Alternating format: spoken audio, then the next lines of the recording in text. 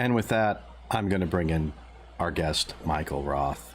Michael, how you doing? And sorry for the technical glitch, but it's a live show, and like I said, I don't have a producer. I am the sole person here in charge of all things. So, apologize. It's totally cool. Yeah, we talked about this about literally 5 minutes before we went on, and Michael had a great idea. I said, "Oh, you should play the trailer to the web opera," and I thought, "Oh, that's a really great idea. I have it queued up." Well, I didn't. I have the scene queued up, but I didn't have the other one. So anyway, all right, it is what it is. So Michael's joining us from California, and it's we were just talking about the weather out there. And you said it's about to get hot. Well, I mean, so I'm in Los Angeles. I'm actually in Santa Monica. Happily, I'm about 25 blocks from the ocean, so there is a good breeze here. But apparently, it's supposed to be getting hot here in LA starting tomorrow. That's what they. But I'm all right. Good, man. So first of all, thanks for being on the show. I'm really flattered that you asked me, Elliot. I mean, I'm really thrilled to be here. So. It's my pleasure. So, I sometimes in a preamble, before we get into sort of like the who's and what's and the whys of you, mention sort of the relationship that I have with my guests, and most of my guests to this point have been friends and people that I've known in some cases for many years. In your case, we're relatively new friends. We met actually in fact, we've never met. We never met. It's funny that we live in this day where it seems like we did meet, but because we talked enough. We've talked quite a bit, both in various privately and also in sort of group situations. But this is I don't want to say this is a COVID friendship, but it certainly is something that got inspired. I guess our meeting. Let's put it this way: COVID's horrible, awful. It's been a real drag, for a lack of anything better to say, for the world since it came roaring onto us. But there have been a few silver linings to this, and one of them is I had the opportunity to meet a whole bunch of people that I would not have otherwise, I think, met. I think you're not alone in that. I know I'm part of an organization called the Theatrical Sound Designers and Composers Association, and I've become very good friends in the past 6-7 months with a bunch of composers and sound designers who, in fact, I've never met. Mm-hmm. And it's unique to our times, and it's that sort of Zoom intimacy has happened, between a lot of artists I know mm-hmm. and things like that, because this is our way of continuing, right. and it sort of begs the question of what will happen to Zoom when life returns to something vaguely resembling right. what it was before, and nobody right. knows that, and nobody knows what the timeline is. But it's interesting right. because yes, you and I have become pretty friendly. Will we, in fact, will I ever be in Rhode Island or Boston? I don't know. I hope so. Maybe. Hope so. I hope so. I hope to also make it out, to California. Yeah. Life has kind of changed in that regard, that it's not so easy right. to make that happen. I think if under normal circumstances, probably you and I might scheme something to find a project to do or something like this, right? But anyway, so we met actually as a result of some.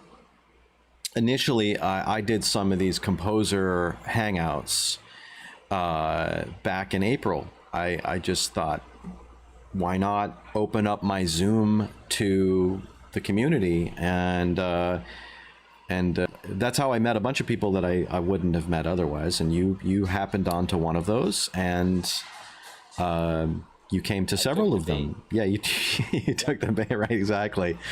Yeah, and you've never left. So, yeah, you get used to that. That's part of my personality yeah, now. right, right. The guest that Yeah, shows up and never leaves. yeah, it's kind of me, but But in all seriousness, we started discovering that we actually do have some common, absolutely. a lot of common friends, a lot of common interests, and so on and so forth. Not the least of which, of course, we're both Wolverines Yep. from different time periods, but we're both Wolverines, and we'll maybe talk about that when you talk about your trajectory through your education, but yeah, so anyway, it's been a real pleasure to get to know you in this fairly short amount of time, and to get to know some of your music. So I hope that the folks who are watching us now, those of you who don't know Michael's music, hopefully after this next hour and a half or so, will rush out and devour as much as you can. Of all the types of things that he does. And so let's find out a little bit more about you. And I know some things about you, obviously, but maybe the folks at home don't know some things about you. So we'll start with some basic biography stuff. The first is so from where do you hail? Where was your hatching spot? I was born in Brooklyn, but I grew up on Long Island. To give you a time frame, I went to high school with Howard Stern. Oh wow! So there you I think go. that's a new piece of information for me. Yeah, I know it. I hold that one out for for the end of for the date. select. But Yeah, right. but anyway, and just how music happened. We've sort of talked about this, and it's interesting. I don't know what I did Mm-hmm. prior to around age 10 or 11, other than be probably fairly obnoxious. But As most uh, 11-year-olds are. yeah, but sometime around 10 or 11, so there was a piano in my house. My parents were not musical. My sister studied piano a little bit, Uh huh. and there was a piano there. And then sometime around 10, 11, 12-ish, there was a radio in the living room near the piano, and I started playing along with rock and roll stuff because Mm-hmm. that's really the first thing I listened to. And so, yes, I did watch the Beatles on Sullivan and things like that. That was a big part of my life.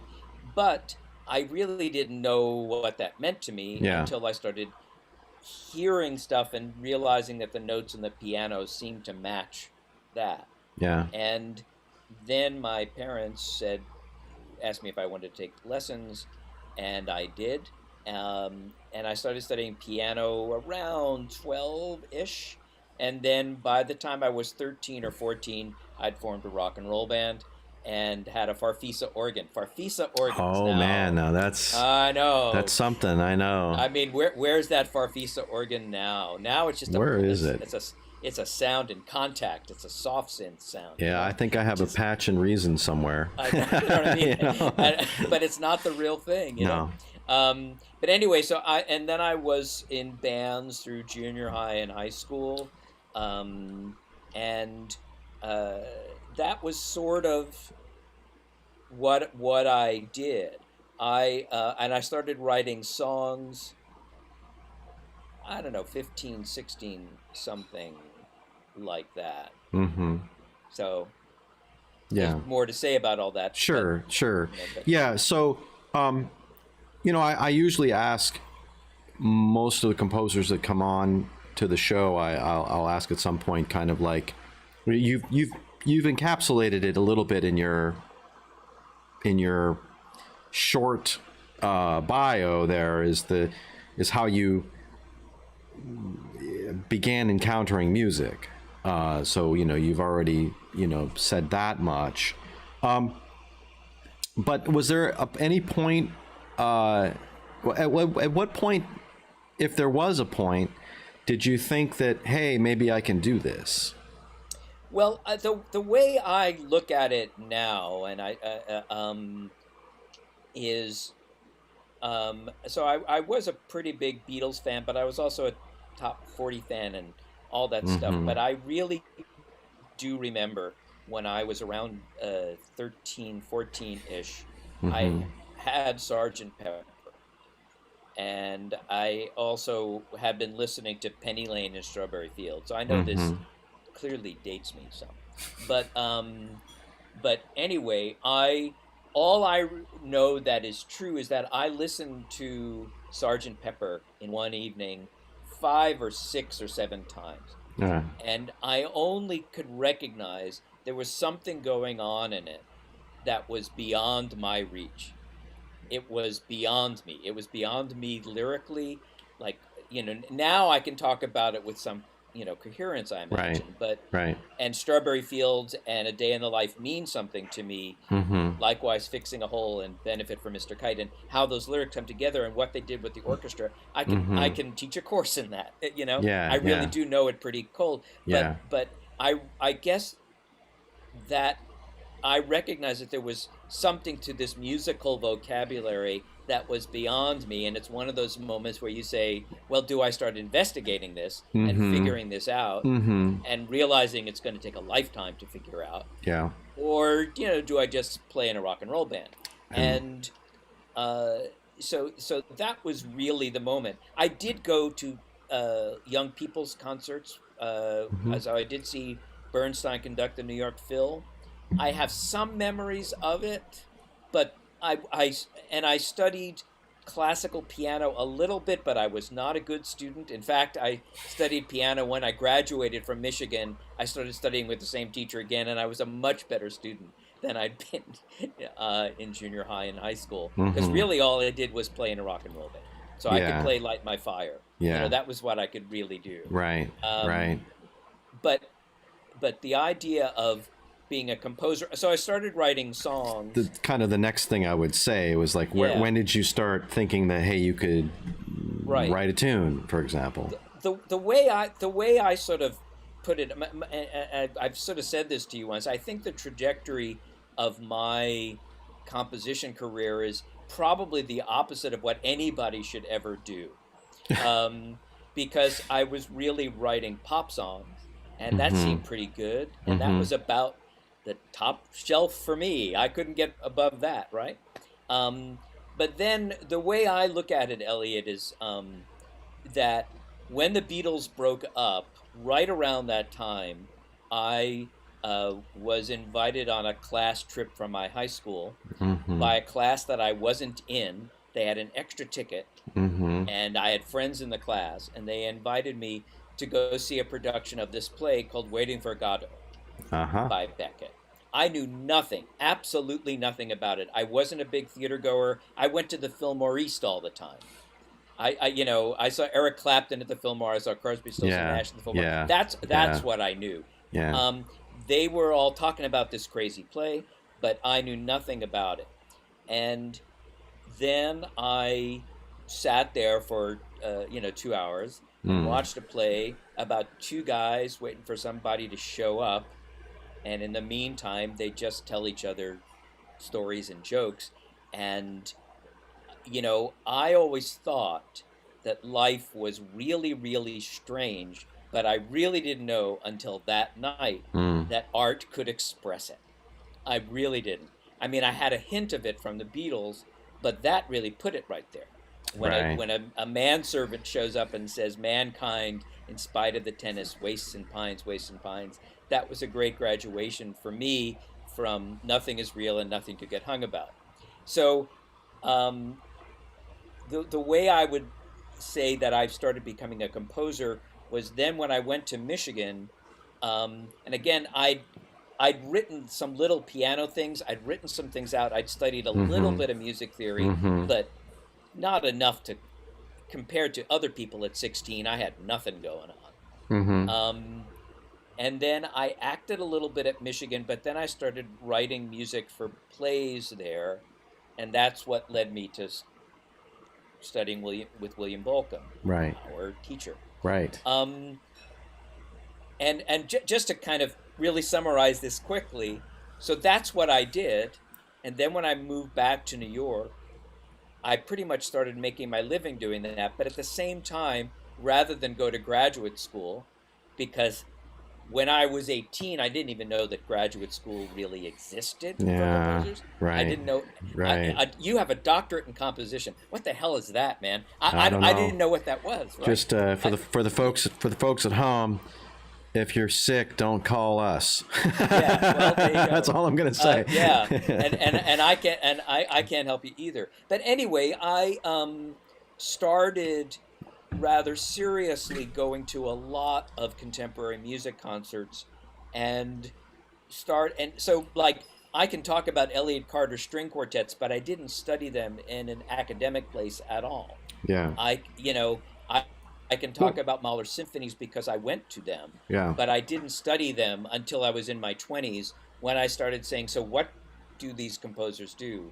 Yeah. And now that I'm 135, that that Minus buildup of minus. all that. You do some math there. Yeah. 135 minus whatever I times the coefficient of blah blah blah. Yeah. Yeah.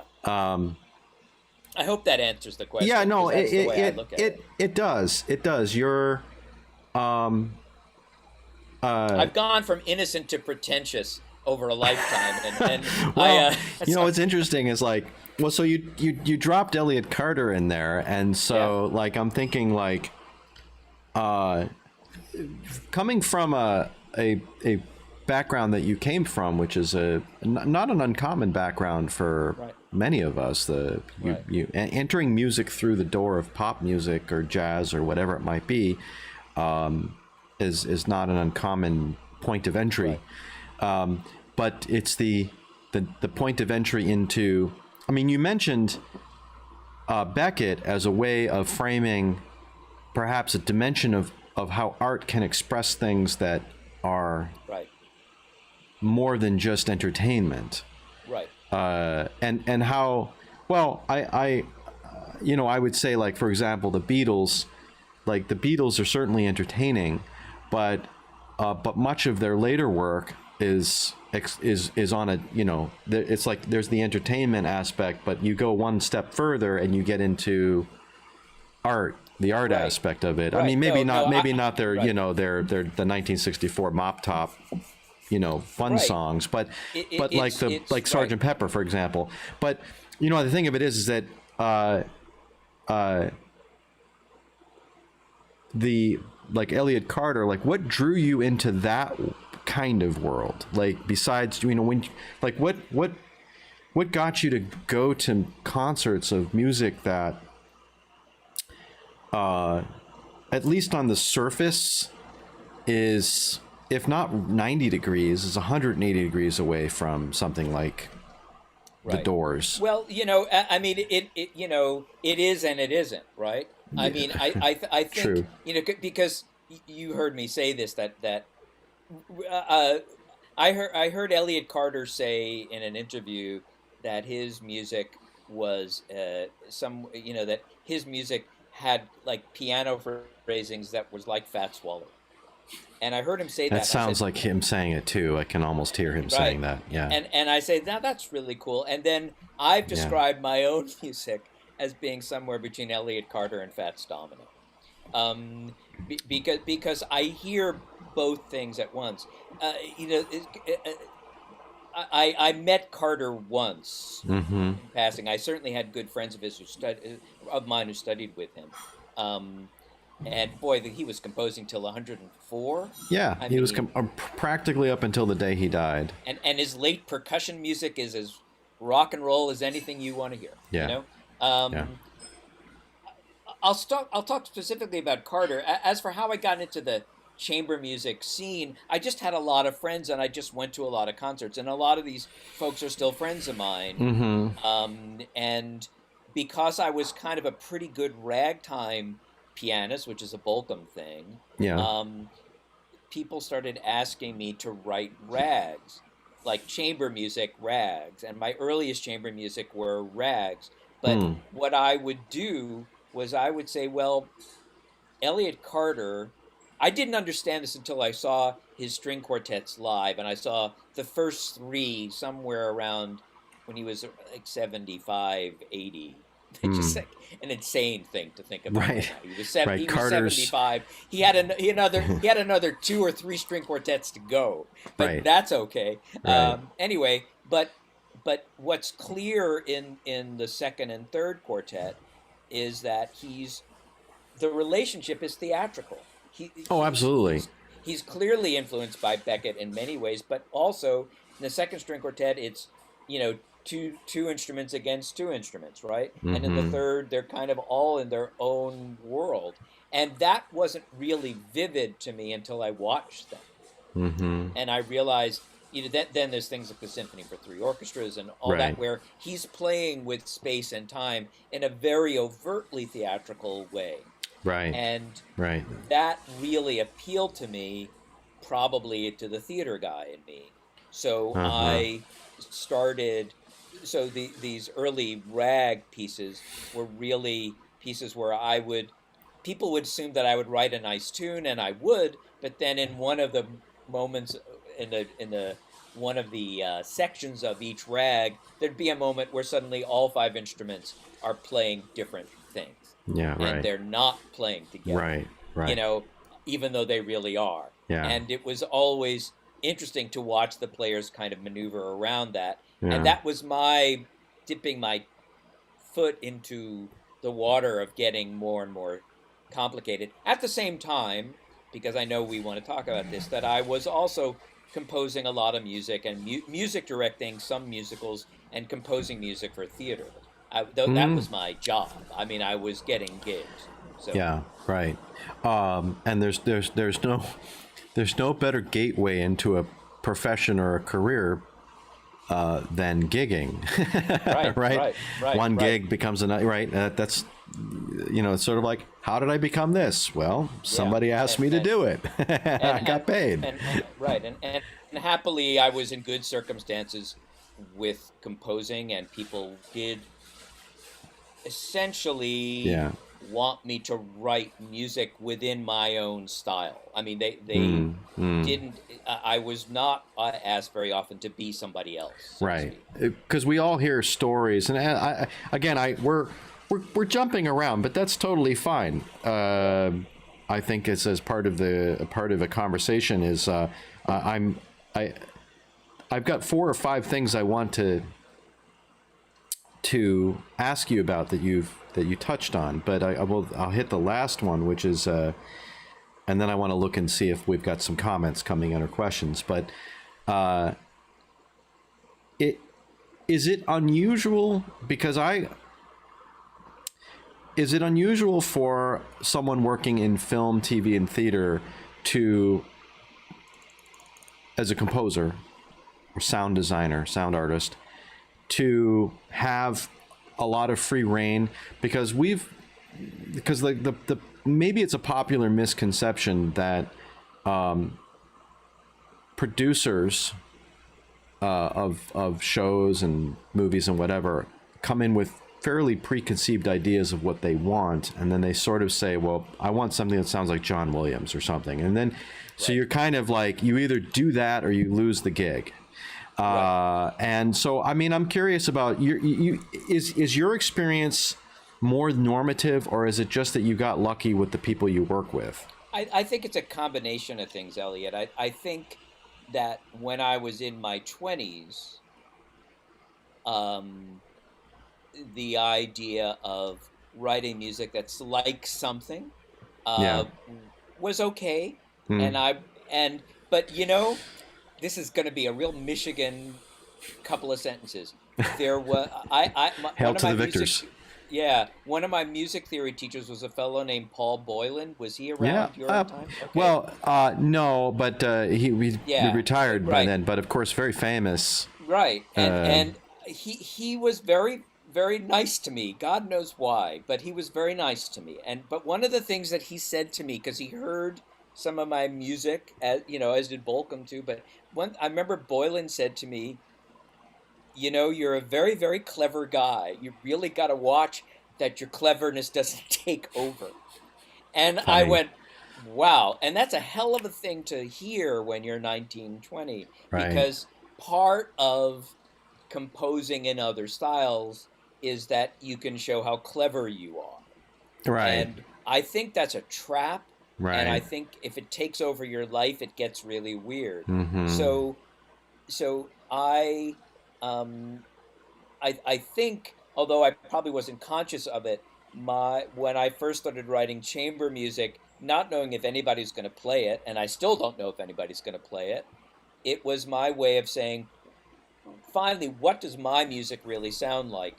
And what are my explorations into what music is as a language? Mm. And that is going to be over here at the same time that I'm going to do all these gigs and do what I have to do Right. to keep going. But Right. then also, hopefully, and this is I think answering the question, develop relationship with colleagues and collaborators where they say, yeah, just write what you're going to write. I trust you. Mm-hmm. And every so often pay homage to where the time period of a production or Or whatever. something But of that nature. but Yeah. but and because I know we're going to talk about Shakespeare a bit, what this is a Shakespearean notion that I must say has had a big influence on me. Um, Shakespeare, the only uh, etching that we have of a original Shakespeare production is from Titus Andronicus. I'm pretty sure. Somebody can correct me, but I'm pretty sure it's that. And you can see that their costumes, there there are people dressed in ancient Roman garb, but the guards in the scene are dressed as beefeaters Mm-hmm. from Mm-hmm. Shakespeare's time. Yeah. So he's postmodern, In that. and Yeah. Yeah. yeah, and when you're working, to my mind, certainly on Shakespeare, but almost on any play, you're dealing with two to three things. You're dealing Mm-hmm. with, in Shakespeare, the time that the play actually takes place in the Mm-hmm. histories, that's a Mm-hmm. generation or two before Mm-hmm. Mm-hmm. Shakespeare. You're Mm-hmm. dealing with Shakespeare's time, and then you're dealing with Right. our time. Right. And Yep. so I've come to the point where I think it's disingenuous for me to write music in a certain style when other composers who actually live there are at the top of their game writing that music. Sure. Sure. It's So like but why? I was Yeah.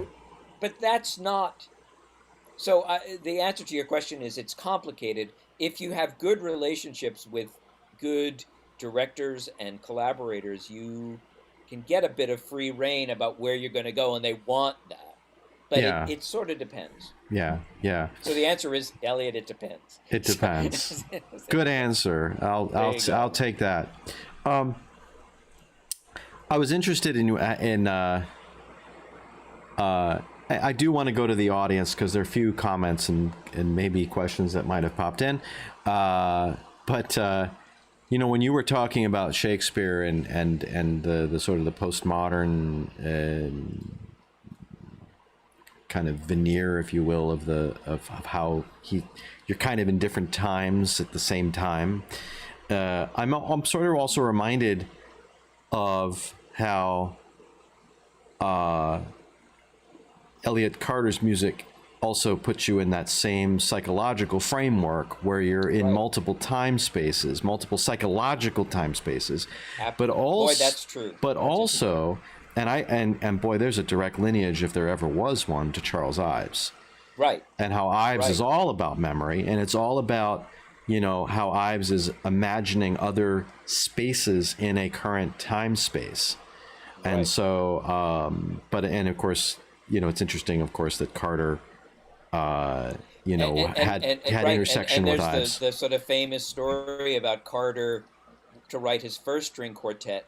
Basically, had to kind of he like went to the desert in Yeah, he Arizona went and to, just was it something Phoenix like or that, Santa Fe? I and forget. he had to clear the slate and write, and things like that have had a profound influence on my thinking about, you know, and it is interesting, Elliot, because, you know, you and I have had different career trajectories because I've I hang around with a lot of composers who write music for things, and Yeah. then I come to your meetings where it's a lot of composers who just write music, and Yeah. it's a very schizophrenic thing because I live in both worlds, Yeah. but I try to be really honest as I can be, and I probably fail a bit, but there's no yeah, failure. It's there's just no being there's one can never fail at being honest, and that that's what I've learned in my few our, orbits around the the sun. current political scene notwithstanding. Oh, But of I course, but but I then but again, I digress. but So then so again, yeah, I think, like so we said before the show, yeah, being dishonest in politics is not a new thing. yeah, right, So, and that's Shakespearean and too. that's Shakespearean, right? So going to the audience, so we have some comments. Okay. So Adam Green, hi Adam, if you're still watching, says nice to see you, Elliot Michael. He did mention I bumped your audio up just a bit, so Okay. hopefully, Adam, if the audio is still a little low, will you let me know? But I'm getting the little red knot. I don't. I'm getting close to the red. I don't want to go over Probably the the red on Brooklyn in you. me, but Yeah, and maybe not. Who knows? We've got Evan West from our group says hello, and Jonathan Newmark says hello to both of us, and Natalie Margaret. I don't want to say your name incorrectly. Hula. Do you know? it's Nat, and she's a very, very fine young sound designer and Awesome. composer who's come to the salons that I've been leading. Awesome. So Well, I'm glad hello. you're here, Nat. That's fantastic. Christopher, is it Moy? Maybe. Mui, Moy. who's also a Michigan guy. Oh, okay. You There know, you go. dun, dun, dun, dun, dun, dun, dun. I'm not going to do that, honestly, Yeah, because I don't don't want to do do that that. for the Ohio State people. Yeah, I know. Ask a question. How did you decide to do Wonderful Town for Soap Show? Soft show. Oh my Soft Show. God. Soft Show. Uh, that and Chris was in it. How did I decide? I was 19 and I didn't know anything, and no, I conducted, I music directed and conducted Bernstein's Wonderful Town when I was 19 at Michigan. Mm-hmm. Did I do a good job? I have no idea. But I remember I just kept saying I'd love to do a Bernstein show when I got the gig of being a music director because I should do some Bernstein, right? There you go. Sure. And uh, so how did I decide? It wasn't really my decision, although I certainly pushed it. And I think we picked Wonderful Town because it was easier than On the Town, which is a big ballet dance. Mm-hmm. Mm-hmm. But Chris was in it. I can picture him 20 feet from me up there, Chris. So nice to hear from you, man. That's very sweet. But So yeah, well, anybody watching, feel free to say hello. Feel free to ask us any questions. We're gonna play some music, I promise. We played a little teaser of the web opera, and I know we're getting there. mhm. Oh, Chris says that he has a copy of the review. Well, So there you go. okay. Well, he's one ahead of me. You got But a thumbs up or a thumbs down, I guess, right? Roger Ebert. I'm hoping I've improved my game just a little bit since 19, but maybe Nice. not. So I don't know. Nice. Andrew D'Angelo is a wonderful composer and saxophonist, says hello. Normally he's on Facebook, but he's on YouTube tonight. So that's interesting. So, Yeah. we're all over the world. It's exactly two platforms. So anyway, so here you are. How did you? So you went to Michigan, and after Michigan, did you go back to New York? We didn't really Yes. sort of So, put. Yeah. right. So I lived in New York and was working in New York through my 20s until Mm-hmm. around 1980, 82 or so. And one of the most important collaborators at that time one was a fellow named Dan Schreier, who was we actually had been roommates for a while. Now he's a very prominent sound designer and composer in New York.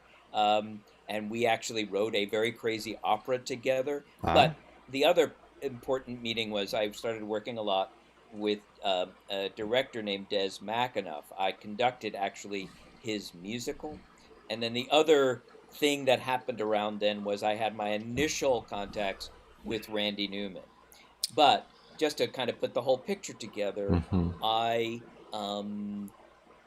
Des became artistic director of La Jolla Playhouse in 1983. So I was among the inaugural artists who came out and started the rebirth of La Jolla Playhouse, and I was resident composer Mm, at La Jolla mm. from like 1983 to mid 90s, close to 2000, depending on how you look at it. Okay. So, and then pretty much since then, I've been West Coast based. Okay. And I started working at all the theaters around here with a gig or two in New York almost every year, Yeah. depending Yeah. on stuff. On things going on, right? And then the other thing to mention, because we'll be getting to it, is that Des, who among other things, so he was artistic director in La Jolla. He also directed Jersey Boys and Mm, various other things. And then mm-hmm. Des became artistic director at the Stratford Festival in Canada, Yeah. and so that is in many ways uh, some of the most important work I've done as a theater composer Mm-hmm. was 5 seasons at the Stratford Festival. Nice. Nice. Yeah. Which is a, top Right. festival, right? It's the largest theater in North America Mm-hmm. in many ways, and it's also the only place that I've worked where I was paid for every job that I did. Which for the theater artists out there who might be listening, it's in America, oh yeah, he's a pianist and a composer and a sound designer, and I hear he can, bake muffins. Let's Sure. hire him. Yeah. Let's hire him. We, And we'll give him $1,000, and he'll do all of those things. right. And theater artists who do these things are trying very hard to fight against That. that because they are different skills. Sure. At Stratford, I was paid for everything. Paid for everything. Yeah. I don't want to go down the road of like Yeah. union stuff, but I mean, Yeah. that sounds like a union violation to me. If it's sort of like, Yeah. oh, this guy can open a door and write Yeah. the music for the show and also It's make a- coffee. It's like Yeah, those are three union it- gigs. Yeah, I know. Remember- It is a big road to travel down, but it is part of what made the work at Stratford so special. Yeah, yeah, yeah. Do you? Well, you mentioned that. Well, I wanted to ask a question actually about like the differences that you see between, say, New York and the West Coast, like L.A. I mean, of course, besides the obvious geographical differences and the demographic differences, what about the working scene in both places? I mean, I assume you like L.A. because you've been there for a while.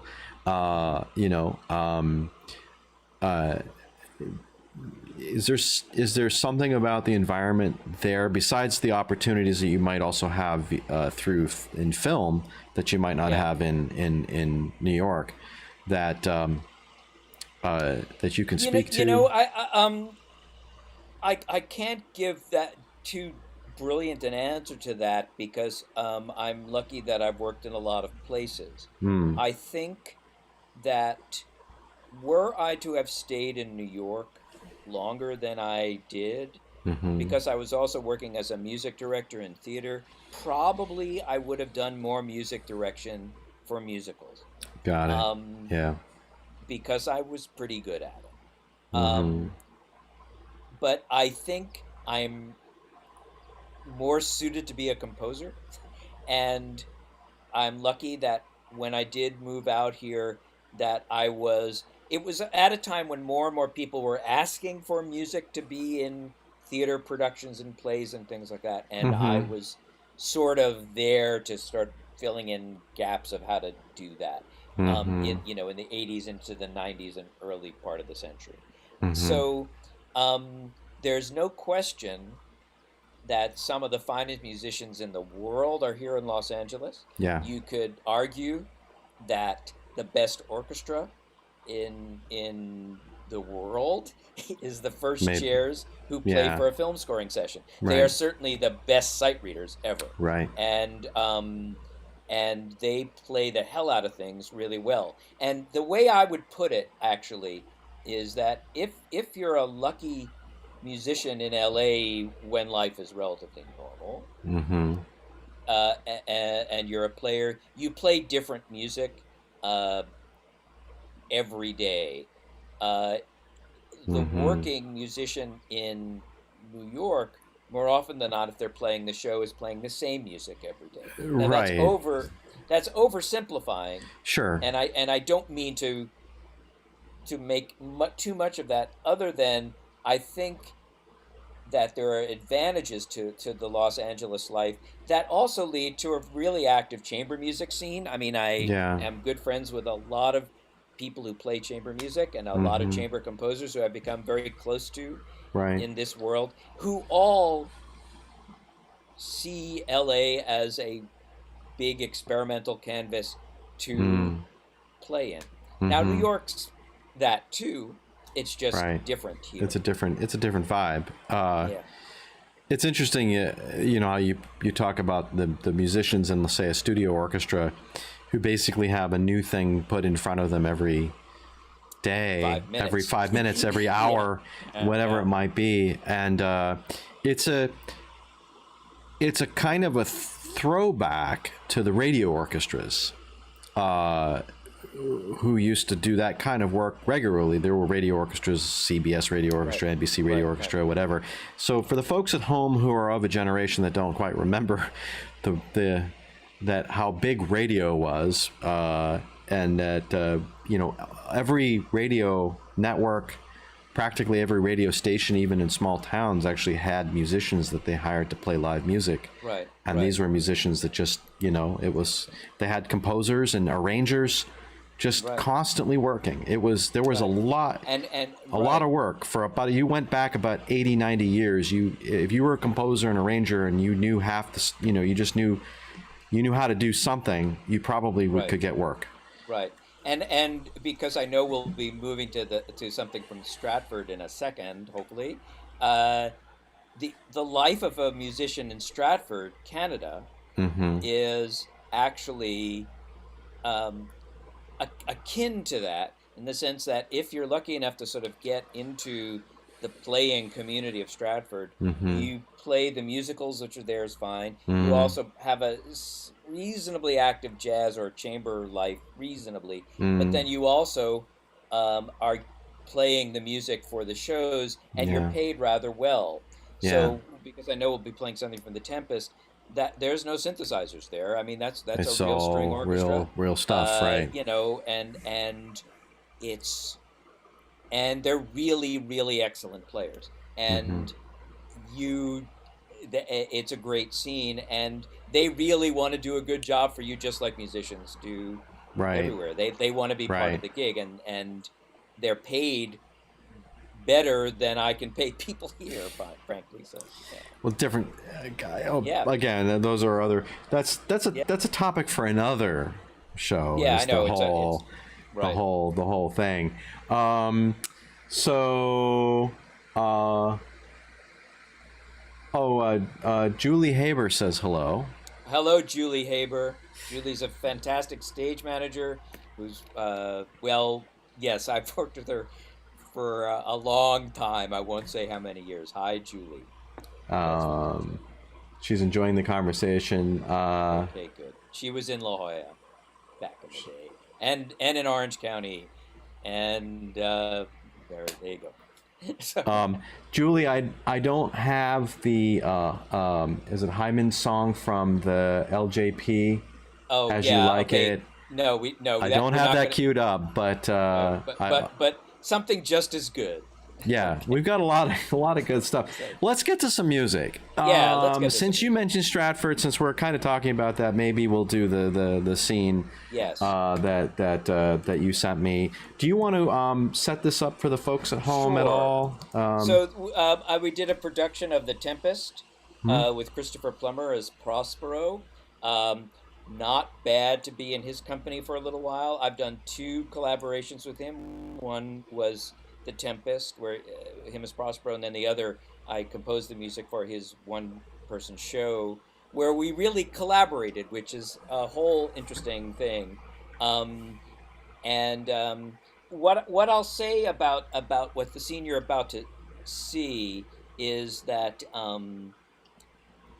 the Tempest basically involves a Duke Prospero who's been exiled and usurped out of his kingdom, Mm. and he is exiled on an island. And while there, he has various slave figures who work for him, and the principal one, you can say a slave or fairy, depending on what you want to say, named Ariel, who basically does what he commands, and Hmm. he promises to set Ariel, in this production played by a woman, free. I'm oversimplifying, so forgive me, Sure. scholars out there. In any case, That's fine. the Tempest, he creates a storm to bring his political enemies to the island, Mm. and um, he has rounded all of them up, and they are all under a spell. Hmm. And just prior to this scene, he says to Ariel, essentially, now that I have them, can I seek revenge? What should I do? And she essentially says, well, I would forgive them were I human, which makes him think about things, The thing, because yeah. at a certain point, if you're going to be as arrogant as those who have uh, hurt you, Yeah. are you just being just like them? And Right. so he brings them into a circle, and uh, so you'll see him, with the help of some music that he calls for, bring them in, and then you'll see my setting of Ariel sings "Where the bee sucks, there suck I," and it is about her, uh, that she will be free. Right. That Right. Okay, great.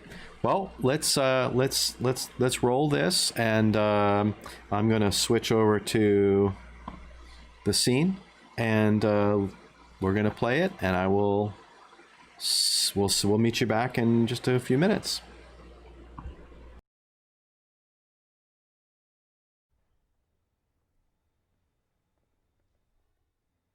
But this rough magic I here abjure, and when I have required some heavenly music, which even now I do, to work mine ends upon their senses, that this airy charm is for, I'll break my staff, bury it certain fathoms in the earth, and deeper than did ever plummet sound.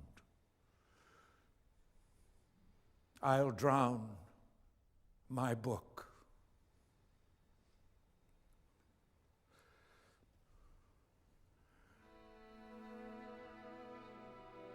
A solemn air, and the best comforter to an unsettled fancy. Cure thy brains, now useless, which boil within thy skull. The charm dissolves apace, and as the morning steals upon the night, melting the darkness, so their rising senses begin to chase the ignorant fumes that mantle their clearer reason. Their understanding begins to swell, and the approaching tide will shortly fill the reasonable shore that now lies foul and muddy. There stand, for you are spell stopped.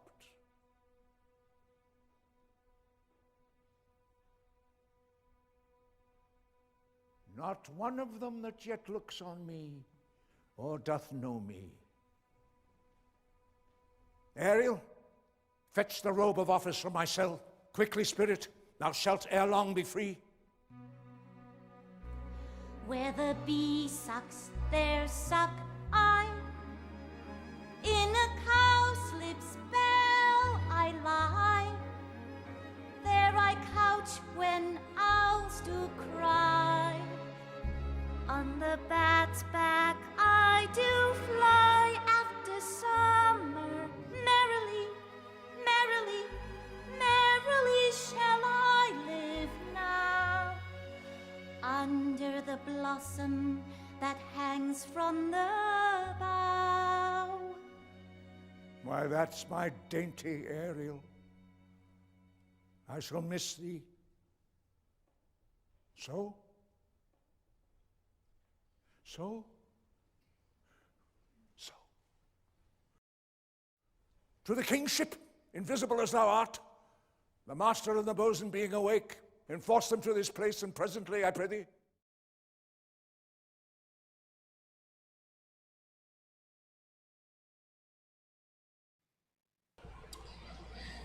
Well, that was pretty awesome, man. Of course, I saw it before. Right. So,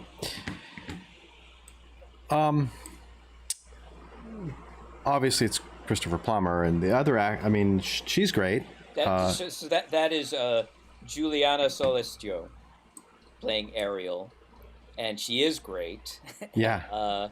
I haven't seen her in quite a while. I haven't seen Chris in quite a while either. But and that's directed by Des McAnuff. Just to say that. And those are all musicians from Stratford playing, and that is her singing. Yeah. Yeah. I'm very fond of it. I think it's really pretty good. I got no complaints about it. So The about how long ago did you do this project? this was 2010, 11 ish. Okay. I think 2010 was a production, and then it was filmed. Right, and then Yeah. then it was filmed for Canadian Bravo, Uh-huh. which is a really nice thing. And it was filmed over 2 performances, and then a bunch of close-ups were shot as well. So yeah, it's about 2010, so 10 years ago now. Just to because I imagine you'd want to know this, the way that music happens, in most cases, certainly working with Des, I was hired to be in rehearsals almost all the time, and I would sit in a corner with a few keyboards, a few drums, a Pro Tools setup, and I would improvise all the time. I was told that Chris Plummer was not going to enjoy being underscored. But The Tempest calls for it. He calls for that music, right? And there are songs. So I knew I had a little bit of an in. But I'll tell you, it's just interesting. He got to the point where he would sit next to me and really trusted me. Because he would see that I was working it out with him. Right. And I was watching him very carefully. Right. And so he would get to the point where Michael maybe do that note here, and I would, Yeah. Also, Chris went, I think I have this right, Chris went to high school with Oscar Peterson. And in another reality, I remember something. Yeah. would have loved to have been a great jazz pianist, but I think Oscar Peterson had it over him. Yeah, just maybe he's pretty good. Yeah, He's he's pretty pretty good, good. So he decided to become an actor, and he's awfully good. Right. And I think, the I've had the experience of working with him and working with Tom Hanks in Shakespeare, and bring your A game. Yeah. Because they do. Yeah. And don't be late. Be on time and know what your job is, and make it clear you're there to collaborate. And he was great about that. And then what's interesting about the song, if you look at the lyric, it's strophic but kind of uneven. But it's also on the back, where the bee sucks, there suck I. In a cowslip's bell I lie. There I couch when owls do cry. So far so good. On the bat's back I do fly. After summer merrily. What do you do with that one? Yeah, right? yeah, right. I mean, how we're do you moving set along, that? everything's cool. Yeah. Then what happened? And then, after summer merrily, merrily, merrily shall I live now under the blossom that hangs on the bough. And so there's a little bit of rhythmic weirdness. And she's saying, I'm going to be free. Yeah. You're going to free me. Yeah. It's a very important statement from her, because in fact at the end, now again, we there's a lot to talk about with slavery, and is Prospero a nice guy? Right. He's It's sort rather of arrogant, right. right? Right. Yeah. Like all Shakespeare characters, they're not black and white. They're very complicated. Absolutely. And Chrysis Prospero was aware of his arrogance Yeah. and would Yeah. say, "Wait a minute, you're right. Yeah. I'm doing what my enemies did. Right. I need to be bigger than that." Right. And he Right. would learn that from Ariel. Yeah. That's interesting Right. thing. Right. I think that's one of the reasons why we keep, I think, go back to Shakespeare, not only because of the fluidity of the writing and the depth of plot and character and all this sort of thing, but the fact that the characters are in fact multidimensional. They're very human, and so it's very relatable to anybody who's lived a life of any kind. Can see themselves or others in the characters, and I find it interesting, and this might be a kind of interesting dovetail, if you will, to the web opera, which I think we should talk about maybe next. Is like in today's world, and I mean 2020 world, I think social media does this. Maybe this was set up by the 24-hour news cycle of cable news back in the 80s, and the instant demand of FedEx and all this other stuff. We want things to be black and white, and it's not. And so I find there's a kind of impatience when things are not clear. And I don't know if it's not necessarily generational, but it might evolve that way. It might evolve. The more we hang out. This is part of it, in a sense. Like, how do we? You mentioned like Prospero is maybe not a nice guy per se, right? But is a very complicated character at the same time, and so are many characters who are in our history of real life. Doesn't matter what your culture is, doesn't matter what your history is, right, where you come from. There are characters that we revere who have very dark spots. Lincoln, for example, was not a perfect character. We vault Lincoln into this sort of gold standard, but that's not the case. When people today, I think, if you think of sports icons who are not perfect, somebody like a Kobe Bryant, for example, right, who is clearly a flawed human being, but of course was a loving father and clearly adored his daughters and all this. In other words, like this is not an A and B situation, and yet our society wants an answer today. We want an answer like in 5 minutes for like, what's the solution? Right. No, I think what you're kind of getting at, and I don't disagree. And in some ways, the web opera deals with this. But to sound a little bit pretentious, is it possible to be a little pretentious? I don't know. A skosh. We'll call it a skosh. How about a pretentious word for? The 24-hour news cycle of social media, the immediacy of everything has, to my mind, one of the principal things that it's damaged is discourse. Oh, and yeah. Discourse involves, cognitive thought about things and consideration. Right. Because Right. the world is complicated. Right. Life is complicated. Right. And nobody is, a purely good and purely evil. What the dramatists have showed us, what philosophers have showed us, is how complicated we really are. Right. And how complicated every breath we take is, and every thought we have is. They're complicated. Mm-hmm. And I think what's interesting for artists is that we, in many ways, embrace the ambiguity of it. Yeah. It's, you know, Yeah. we really live in that place. You know, Sure. in Godot and Beckett, you're seeing, you know, Godot was written essentially during World War II. Beckett and his girlfriend wandered around the farmlands of France, exiled from the city, because and friends were dying, and they basically wandered around for a few years. And so, what did they do after the while? They just told each other jokes. I'm oversimplifying, but that's what you do, Right. and that's what. So Godot is, in my mind, a very realistic play.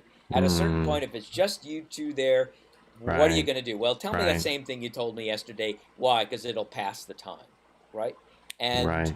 that and the so so I think that's right, that the immediacy and the also, like, if you disagree with me, then you are my enemy, Right. can easily That's another. captivate our thinking, Right. and it's difficult. It's Yeah. difficult, and not to, you know, I understand, you know, when people in today's day, when people sort of like get very passionate about something and they want, but you know, but they, I think the like you said, the discourse is missing, and like if you're going to take on a complicated subject, and I do want to, let's connect this to social media, Right. but the discourse is sadly lacking, to the extent where, like you said, it's like, if you don't agree with me, then you're against me, sort of idea. And this is true. It's funny because the people who say that are the same people who do it. Right? I'm you know, I'm for, you know, everybody.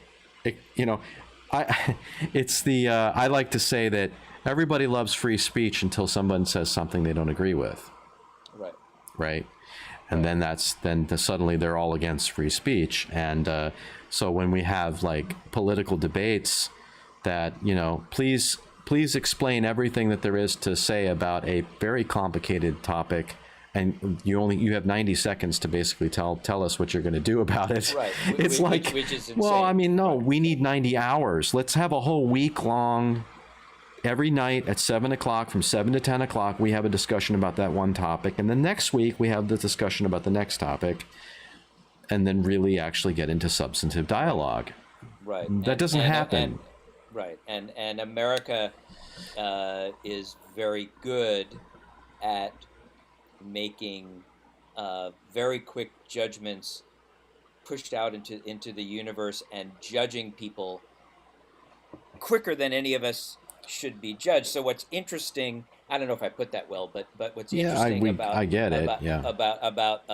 about Shakespeare's point of view of characters is, in somebody like Prospero, is that he is capable of learning that his arrogance, or you know, I mean, it's all the Greek plays are like this too. It's finally your arrogance that brings you down, and if you don't understand how that can take over, hubris, et cetera, et cetera, et cetera, and all of us go there. We all do. We all have those moments, right? You know, right. And in America, which is a free for all, and in America, you know, I mean, we haven't talked about my work with Randy Newman yet, but you know, as Randy in his great song, "The World Isn't Fair," his song about Karl Marx and PTA meetings, and yeah, right.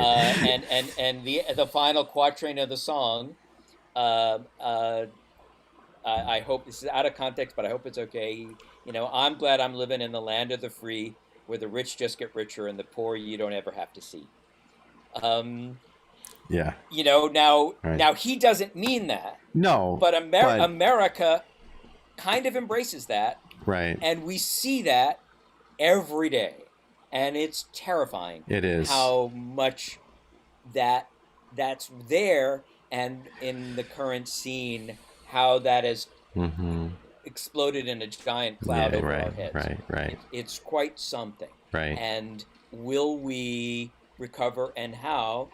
Probably, but I don't know how. And or are we going to keep talking like this, Elliot? You and me I in don't two know. boxes. It's fine. We can have a whole episode just on this. But Yeah. let's talk about the web opera. Okay, let's talk about since the web it's somewhat related to the Sure. to what we're to the kind of onslaught of all of Right. this new stuff.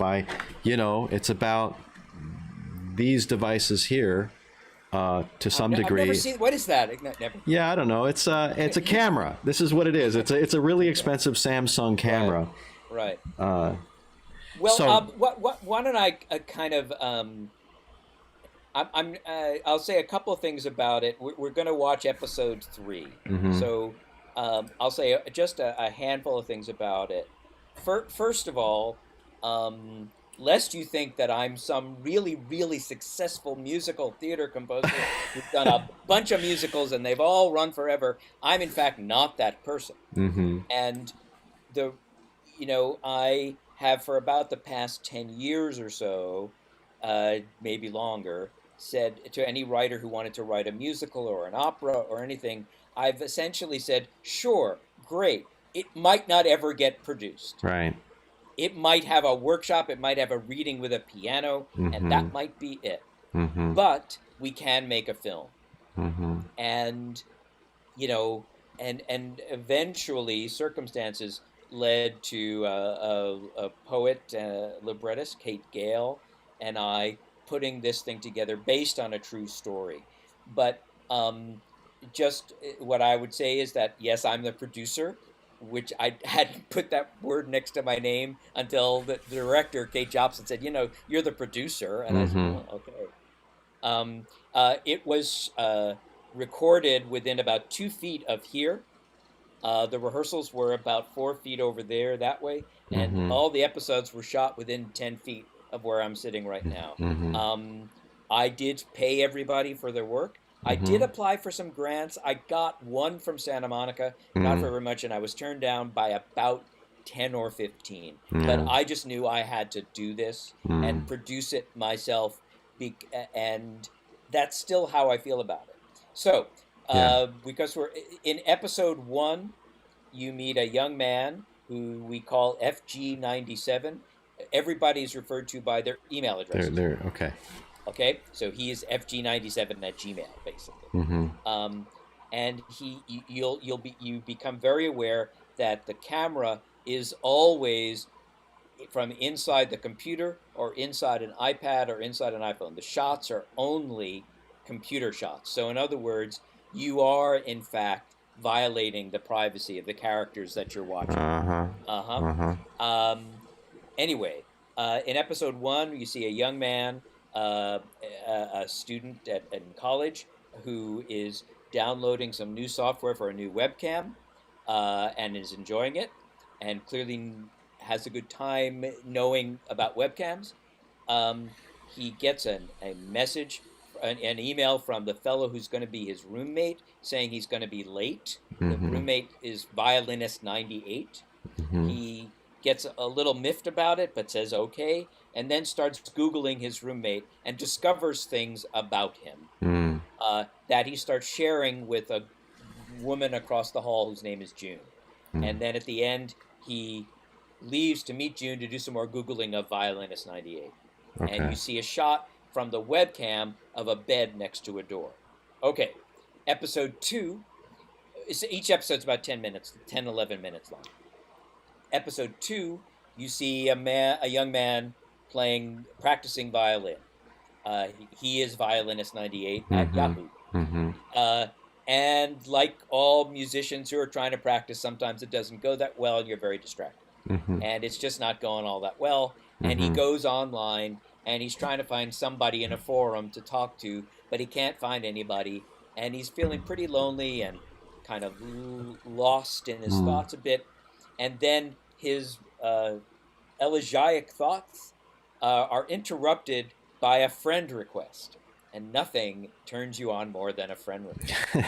and it's from a fellow he met the day before, whose name is Bookstore 90. And he remembers him, and they start, writing to each other, and he's very excited, and they set up a date. So these two guys set up a date for the next night.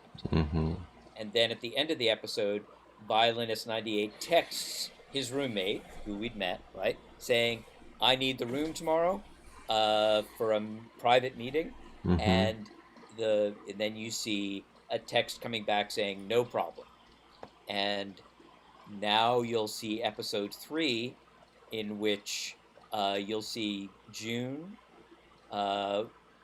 doing a homework assignment. You'll see the second person who comes in is FG97 from episode 1, and things happen. And I think that's all I. Yeah, you give it away. Yeah, exactly. Right. Okay, great. Let's cue this up, and I'm gonna switch views. Try to control myself here, and we'll see you when the scene is over.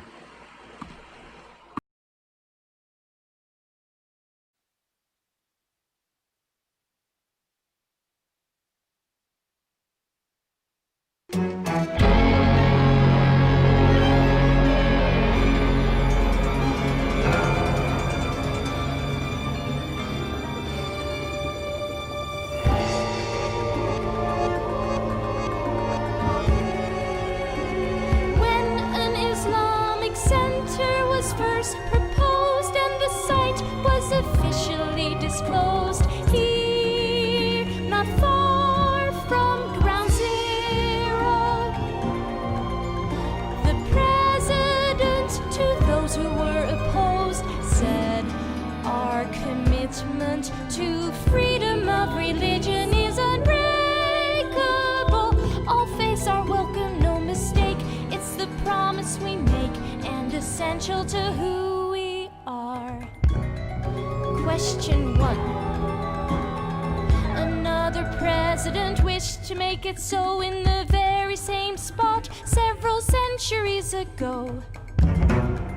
Name that president. Okay, in the same city, discuss his philosophy, and the name would be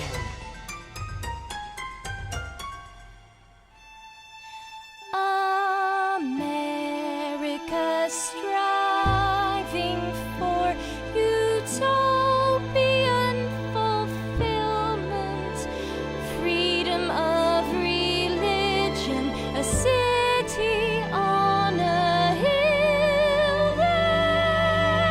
That history was often awkward and frequently it's open. Frequently. Hey, Hey, finishing something okay, what are you? embarrassing. Poli-sci and religion. So violin boy's got a date. Yeah, What's he like? Washington spoke eloquent. So? I don't know. Spoke eloquently about what? He's He's kinda what? creepy. Creepy. Really? Well, I think he works at the bookstore, so he knocked on the door, mumbling about who knows. And like he was gonna be fed, he sat down on the bed And and said nothing. He just stroked his beard and he looked at the window and the blinds. It was weird, and I didn't want to leave my stuff. I have thousands of dollars of legitimate. I worked hard putting together all that computer shit. I don't know places of I mean, worship are no if it's different. stolen. Yeah. Well, someone's gotta pay. I mean, Not violin boy.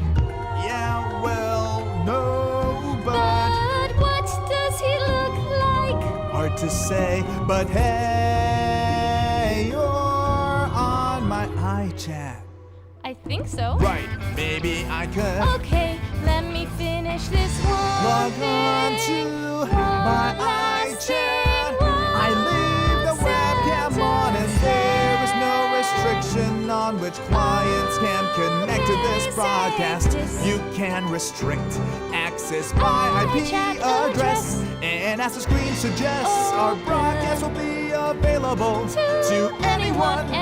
Right, I leave the webcam on and the monitor off, and it looks like everything's off. So for now, go ahead and click OK and bookstore.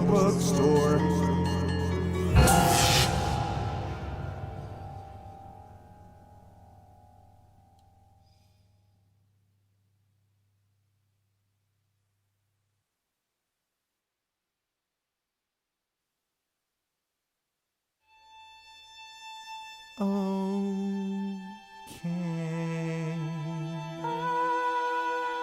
I can't see their faces. To worry so. Actually we shouldn't. I feel kinda creepy. Uncomfortable Just looking is guilty wrong. And we didn't look very long, so let's not look anymore. Never happened. Well, something happened, but let's not look anymore. He's not Never from saw that our before, world. and I He's a should random. get busy doing Yeah, you something. should. Oh hey, Oh hey, The others will be here soon. okay. okay. Hey, you're from across the hall. What's going on? His roommate kicked him out. Got a Got a date. date. Violin boy. Good for him. What are you looking at? Hey there. Not looking anymore. It's my roommate. It's his webcam. What are you watching? Cause we got shit to talk about. I know. What are you looking at now? His roommate and his roommate. Oh my god, Kinda oh my creepy. fucking god. Washington's making my You were looking, what made you stop? Why don't we log on We again? can, but there wasn't much to see. Much you saw him on the webcam with his boyfriend on the webcam, and you turned it off just now. Wow. I'd like to see more. Take any pictures. No, that would be shitty.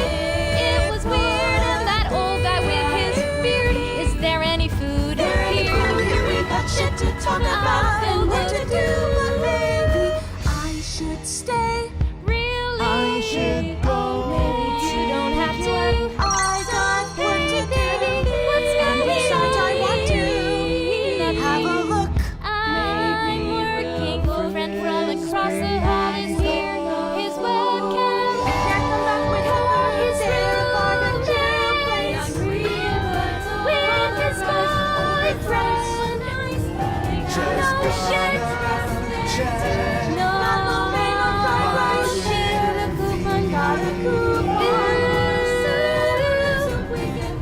Lots of people here. Buddha jumps over the wall. What's it called? Buddha jumps with the ball. What's it with the shark fin? Looking at the webcam.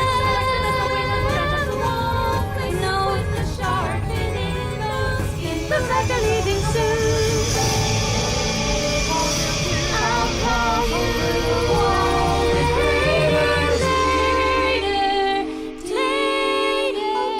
You guys go, I'll finish this soon. And I'll look for something here. Washington was making sure his vision for the future was clear. A vision like Shakespeare. Cut and paste. Vision from Shakespeare.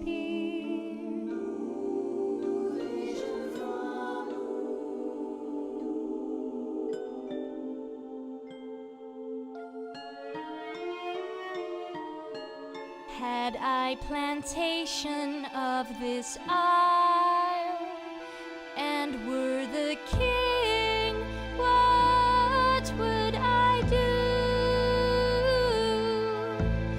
No kind of traffic would I admit, no occupation.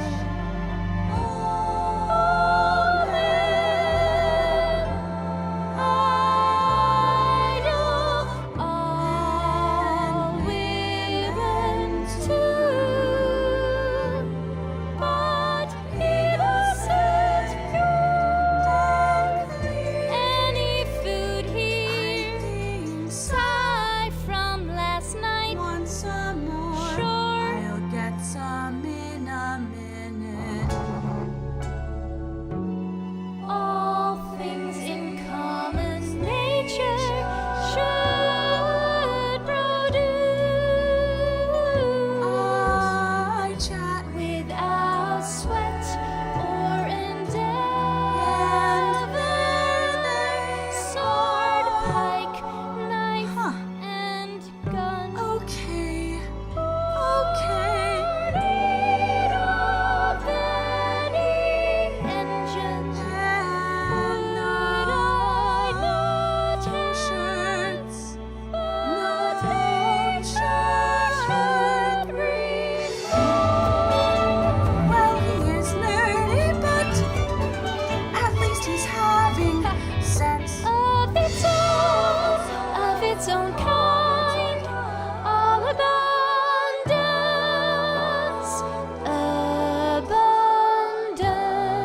abundance.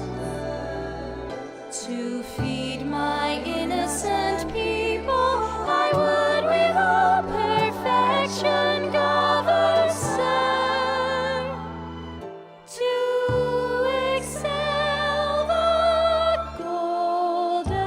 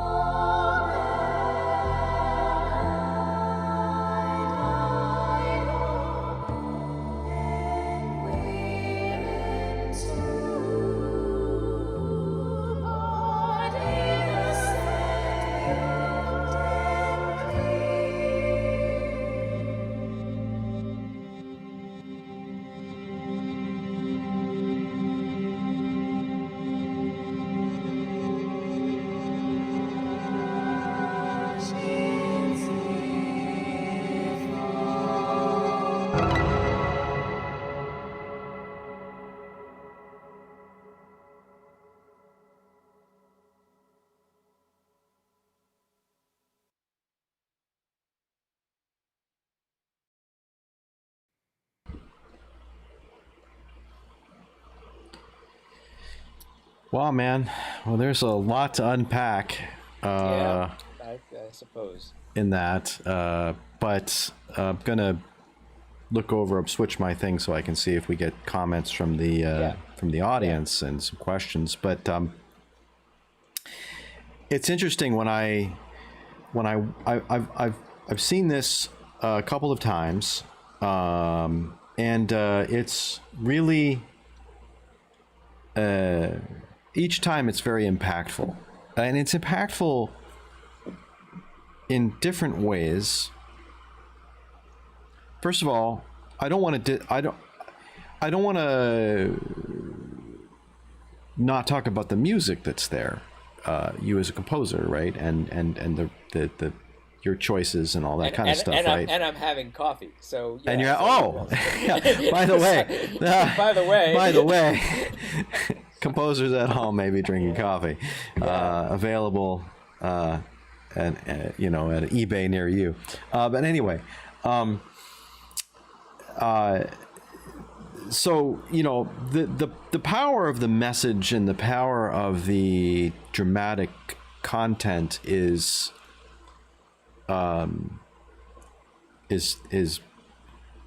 obviously palpable. It would be palpable music if the music was there or not. It would still be a palpable thing. The music, of course, adds that layer. And besides the topical nature of the opera and the all of the things relating to the things like the technology and the invasiveness, the privacy, and my relationship to it. And it's interesting that you and I are of older generation than the generation depicted here in the web opera.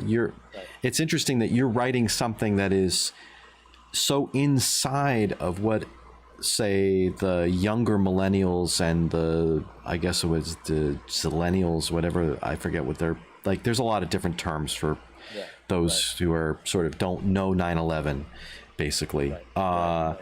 So that you're writing, but you're writing with your work in this is so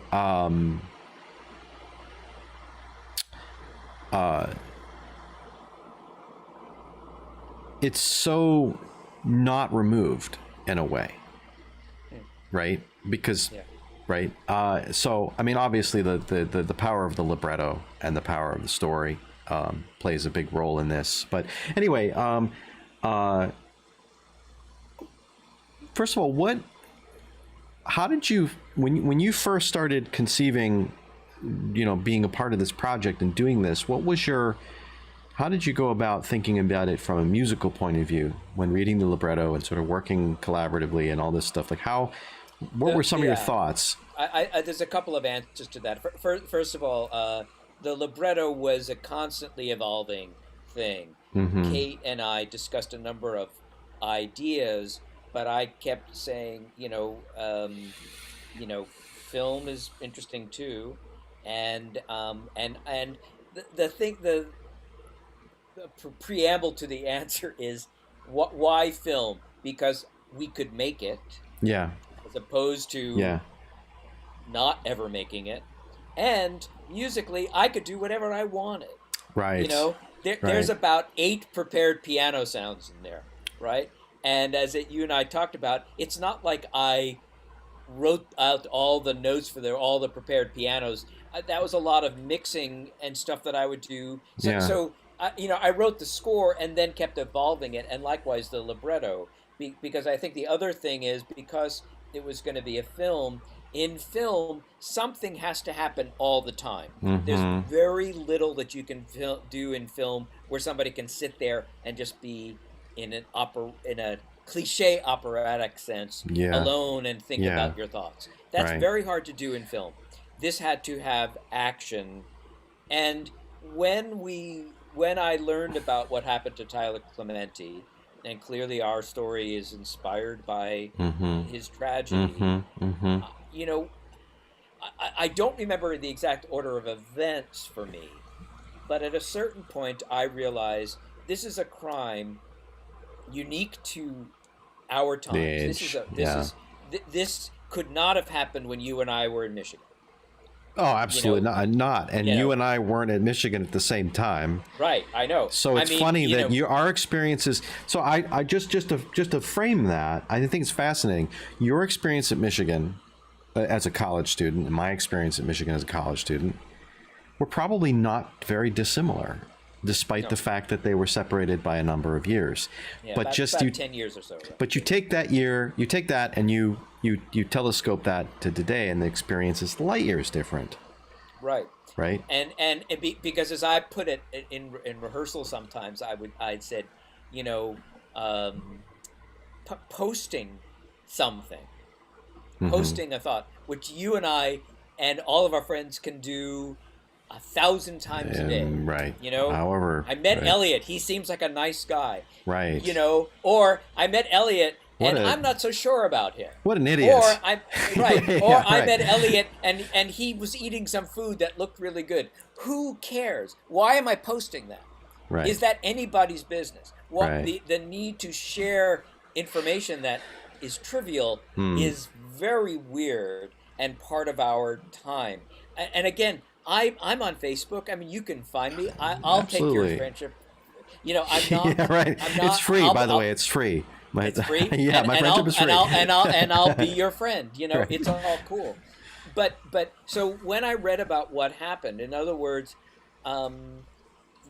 somebody, a roommate sent out a tweet, and the other roommate, Tyler, read it that night, and this eventually led to his suicide. Yeah. I said, what's interesting about it to me, among a million other things, so because I don't want to get too stuck in this, because there's a lot there, is, first of all, what crime was committed?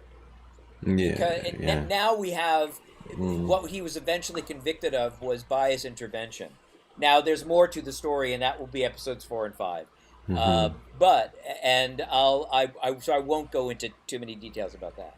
But the fact that all of this action happened in a frame that I am looking at right now, it all happened here. Yeah.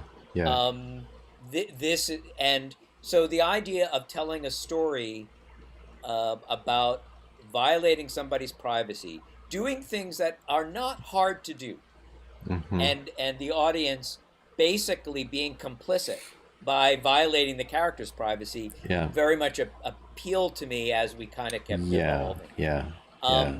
And then, so the libretto sort of evolved like that. Now, I quote The Tempest in here. So yes, we played music from The Tempest, and The Tempest is in here. And in fact, but what's interesting, given the talk we had about Shakespeare's great depiction of how complex we are, is that in The Tempest, Gonzalo, one of Prospero's captors, before he knows that Prospero's there, but he's on the island, and they're on this island, and he basically comes up with a utopian vision of what this world could be.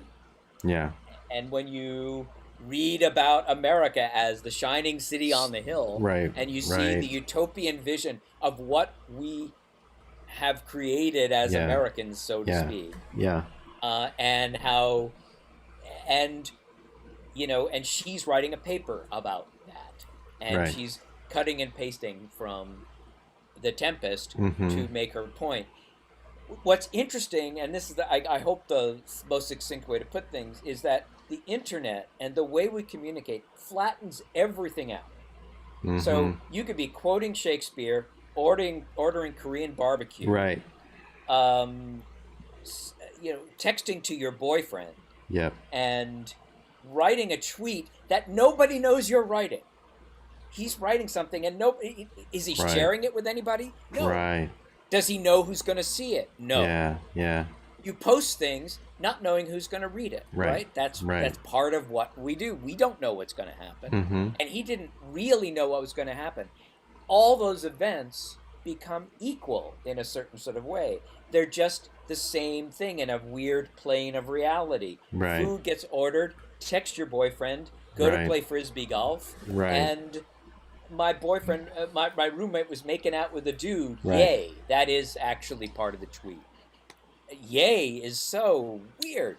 Right. And he wrote that. Now, and this is I promise the last thing I'll say about that is I'll contend that when he was writing that tweet, it's not like he said, "I know this will be really mean. This will be great. I'll do."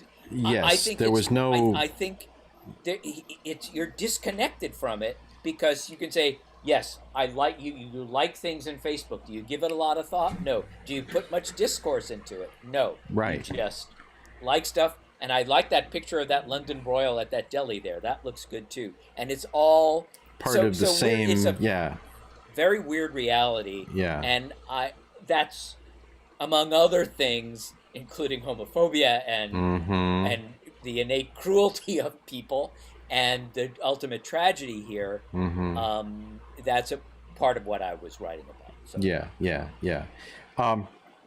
Well, it's very powerful stuff. And like you said, from a musical point of view, the fact that you could more or less do anything you wanted, Right. sound wise. Right. Like you could have 6 prepared pianos, right, or whatever. Or Was it for 6? example, because it's my favorite thing, I love women backup singers. It's my favorite thing. Yeah. If you wanted to make my life really good, just have women repeating everything I say and singing in Just sort of like 6 call and to 8 response, bars. right? Yeah, Yeah. or just repeating everything I say. yeah, right. With really cool harmony. Right, It's right. I love it, and you can tell that there are women there's women backup all the time in it, in a subliminal way, in a strange way, and sometimes in a literal Yeah. way. That would be very hard to do Yeah. live. Yeah. You know, And yeah. I was thinking about, actually, as the scene was playing out, I was sort of thinking how one could adapt this to a live performance.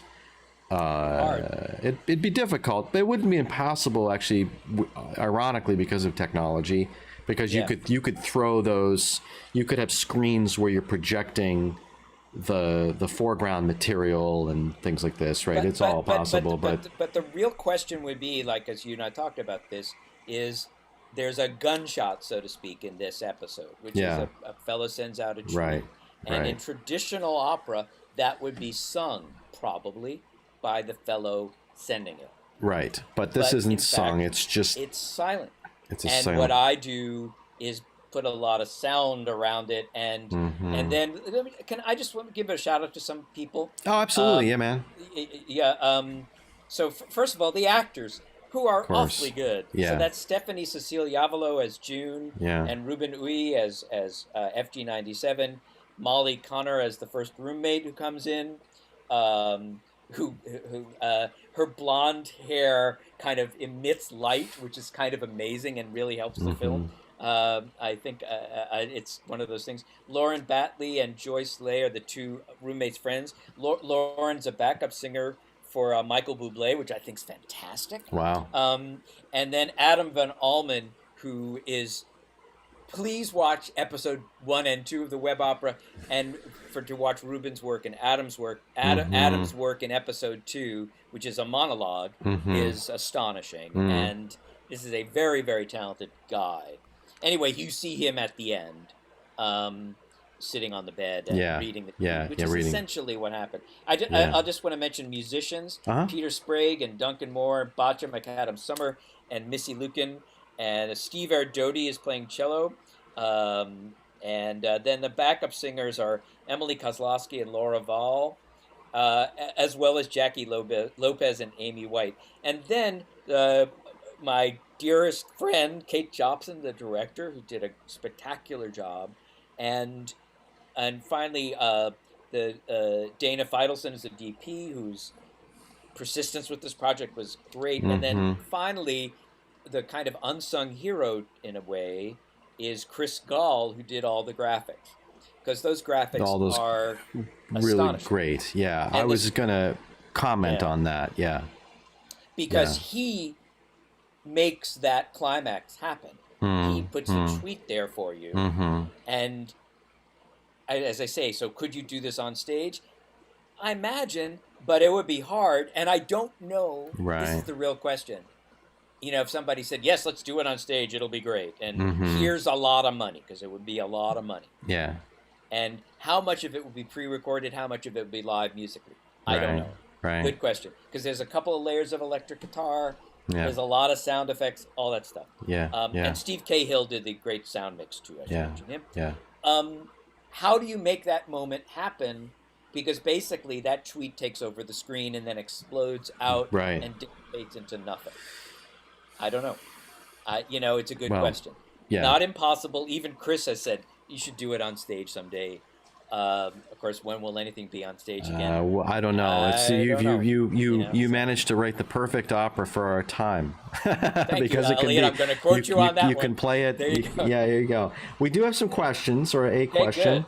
Good. So Andrew D'Angelo, my composer friend, is really fantastic. So I think he was asking some questions from before, but also he asked a question, I think, relative to the web opera. So we'll start with the question from the web opera, which is, how much direction was given to the players on screen? Quite a bit. One thing to notice, perhaps if becomes a little bit more noticeable when you watch it a second time, is the center of each episode is a 10-minute take. There's no cuts. Our rule was we're not going to make any cuts until we switch to a different device. Okay. So so it's really all straight until we switch to the roommate's iPad. Okay. Right. Mm-hmm. And each episode is like that.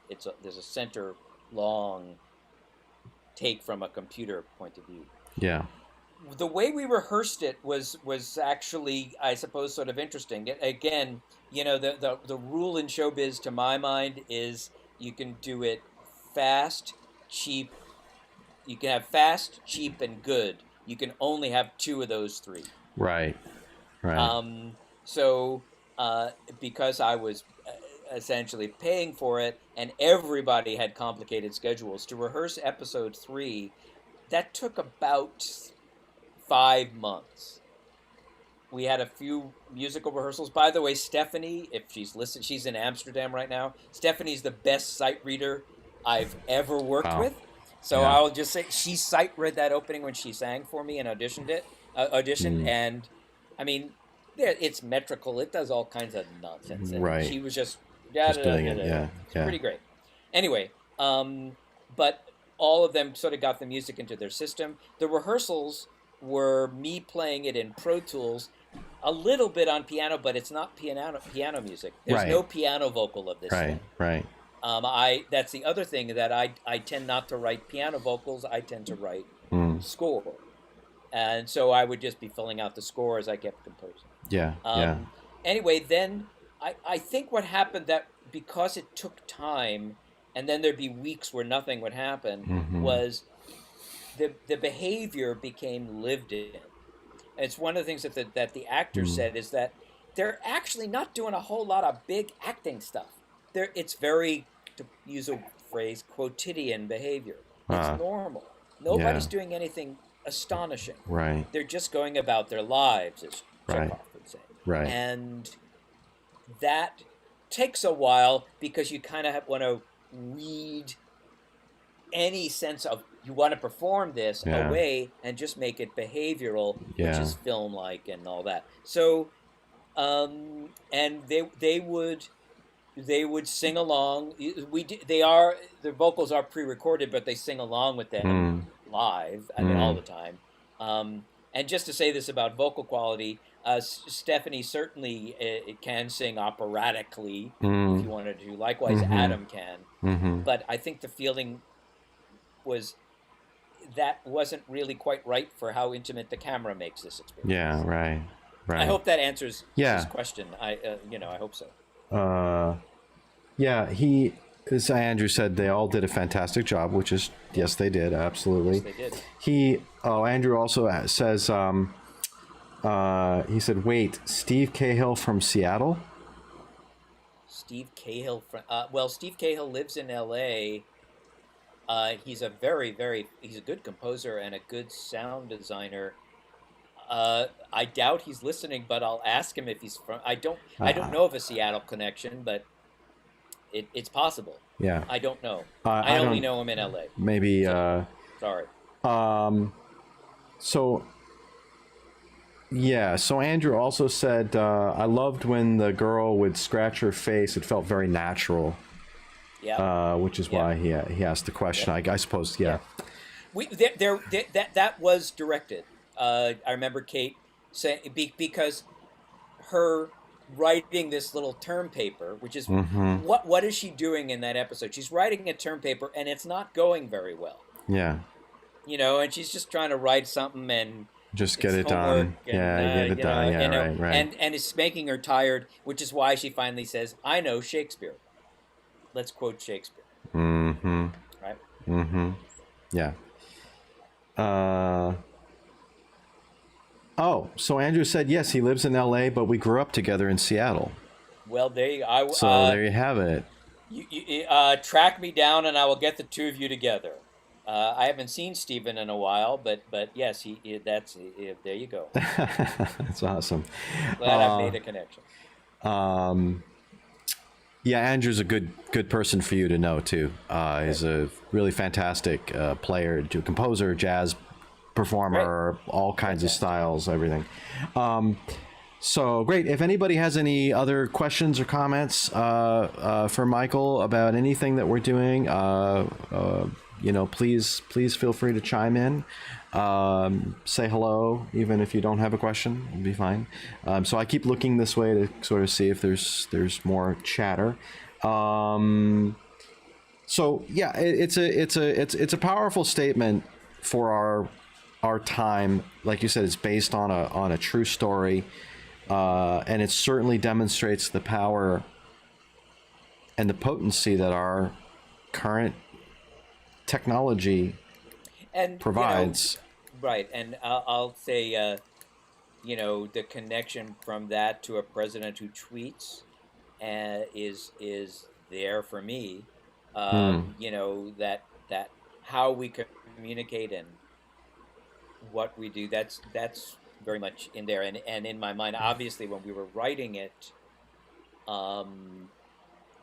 that Trump wasn't president. I mean, that happened in the middle of rehearsing episode 3, I believe, that the election happened. But and just to say this about it too, so the web opera has been an official selection at 20 film festivals so far. Congratulations, by the way.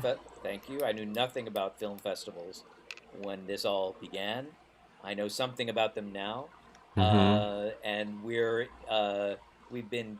There's a best music one that we won, a best humanitarian thing, which is nice. I'm just really glad that it's engendered some conversation about who we are and what we're doing, and then also some people have said, so this is a new way to create work and do work. It is. Yeah. I mean, and I hope it encourages people. So. Yeah. Well, first of all, there's the modality of how you chose to work, which is interesting, and also somewhat taking advantage of technology. Although film's been around for a long time, so that's not really an issue. But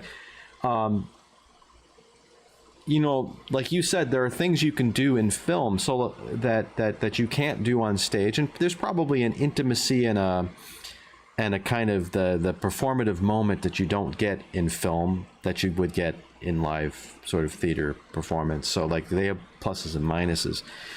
But I think certainly today, doing an opera or a musical that's entirely sort of based in the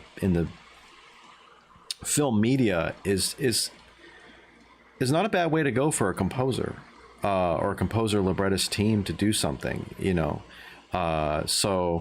And then you have some advantages, visual advantages, maybe sound design advantages and things that you wouldn't have otherwise.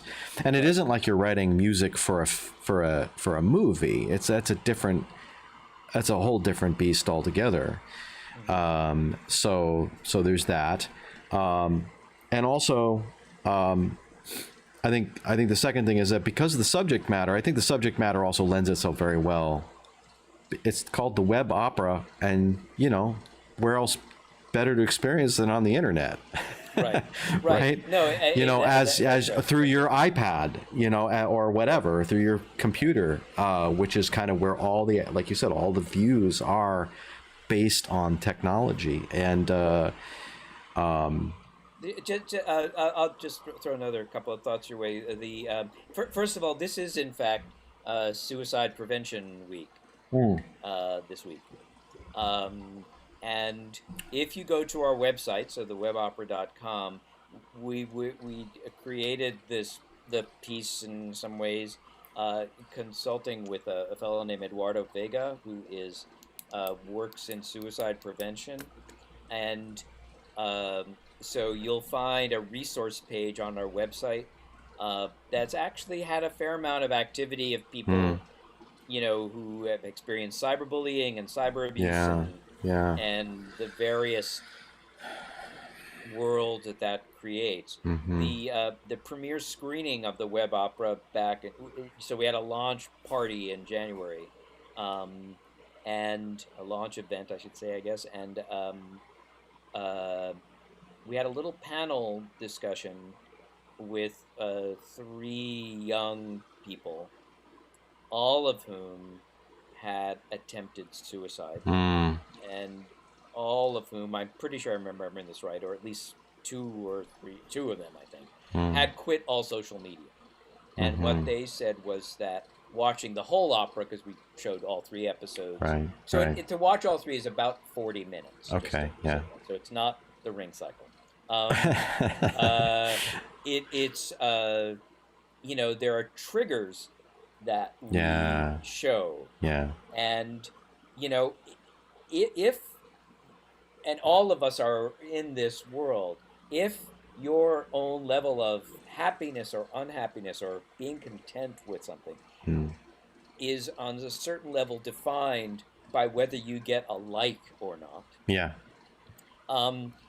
That's a very strange thing.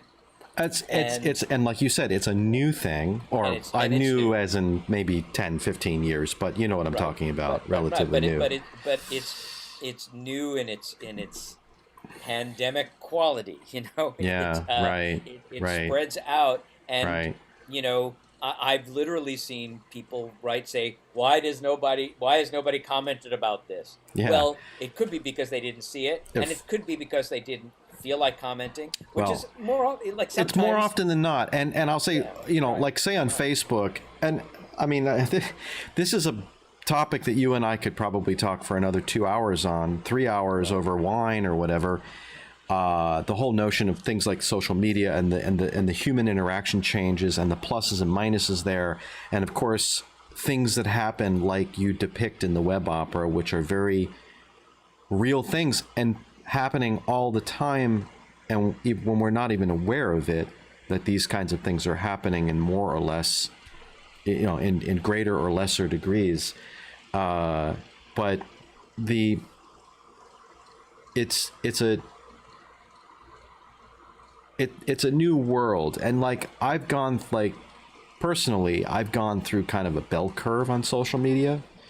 The bell curve was like, ooh, wow, this is stupid. Like, who cares about this? And then for a while it was like, yeah, of course I'm going to post a picture of what I'm eating for breakfast. And then I'm like, who gives a shit about what I'm eating for breakfast? Right. I don't even give a shit about what I'm eating for breakfast. I mean, it's like it's a bell curve, and it's like I probably peaked with social media in about 2015 or so, or 16, and then I was just like, you know what? It's like I post things that probably make people laugh or relative to the career. And so like my advice to a lot of young composers, speaking of sort of from our career point of view, is that if you're a composer or an artist, you're a public person. So the first thing you have to do is get over the fact that if you want to do this for a career, you really aren't a private person. So that's number one. Number two, because of that, sure, go ahead and post what you ate for breakfast, but understand that is also information that's going to go alongside of the new piece that you just finished that you want to promote. Right. So it's like separate the two, like have a place for just, professional stuff. And then if you just have silly stuff for your former college roommates or high school buddies or, that sort of thing, that's fine. whatever. It's just a way to keep in touch with friends, basically. But like you said, we all crave human connection on some level. Even those who are the most misanthropic do privately. And so, yes, Andrew, I'm on social media. Yes, give me a like. I need it. No, Well, you know, but the point is that we're all what social media allows us to do, and the funny thing is I'm doing it right now. Right. Is it allows us to be the host of our own show. It's like, you know, it's the Elliot McKinley show starring Elliot McKinley, or the Michael Roth show starring Michael Roth. And so we get to produce it, we get to direct it, we get to control the content, we get to do all of that stuff, and we get to put it out there the way we want it, which may or may not have any bearing on actually who we are, or what we really think. Right. And that's a really interesting kind of thing. It's like a, you know, and in other words, the way I sort of put it is that the world we're creating and in the middle of reinforces our own narcissism and our own passive aggression. Sure. And because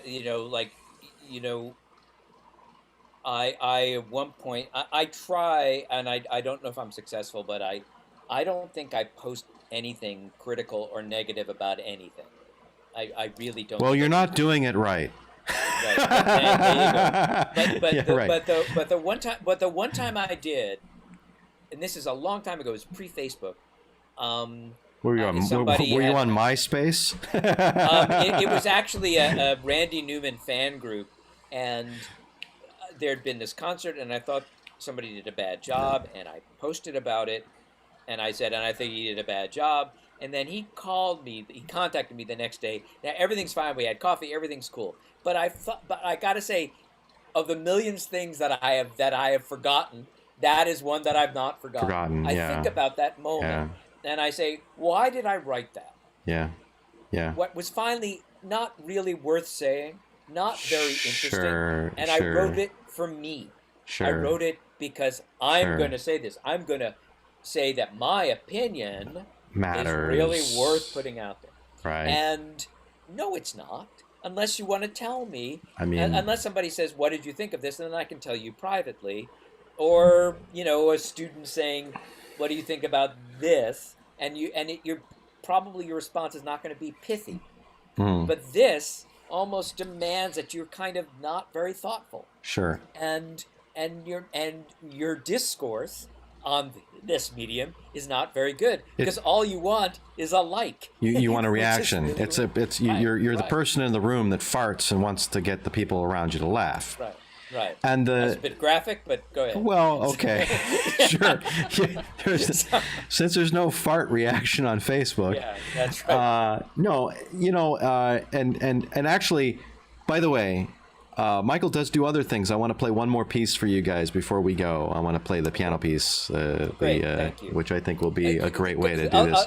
But go ahead. Sorry. No. I just want to sort of wrap this up. And again, it's a big topic, but to say that social media it's like anything. It's a tool, and how you choose to use the tool is really the important part. And you can use it for, like you said, you can use it for stupid things, like you just say some stupid thing, and does it really matter? Or you can consider what you put out there and maybe say something that might touch somebody else, or might share something that might connect with somebody else. Somebody might be having a bad day, and suddenly you share a piece of music, like, you know, sometimes I'll share, like, you know, is this beautiful piece by Bach or something, and whatever. And it's just like, you know, there are times when you can make a human connection through that network. So I think it's a tool that can be very powerful.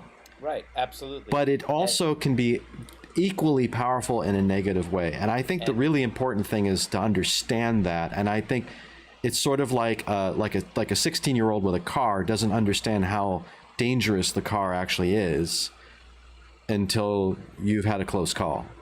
Right. No, and as we show, in the group scene, it there's casual cruelty going on there.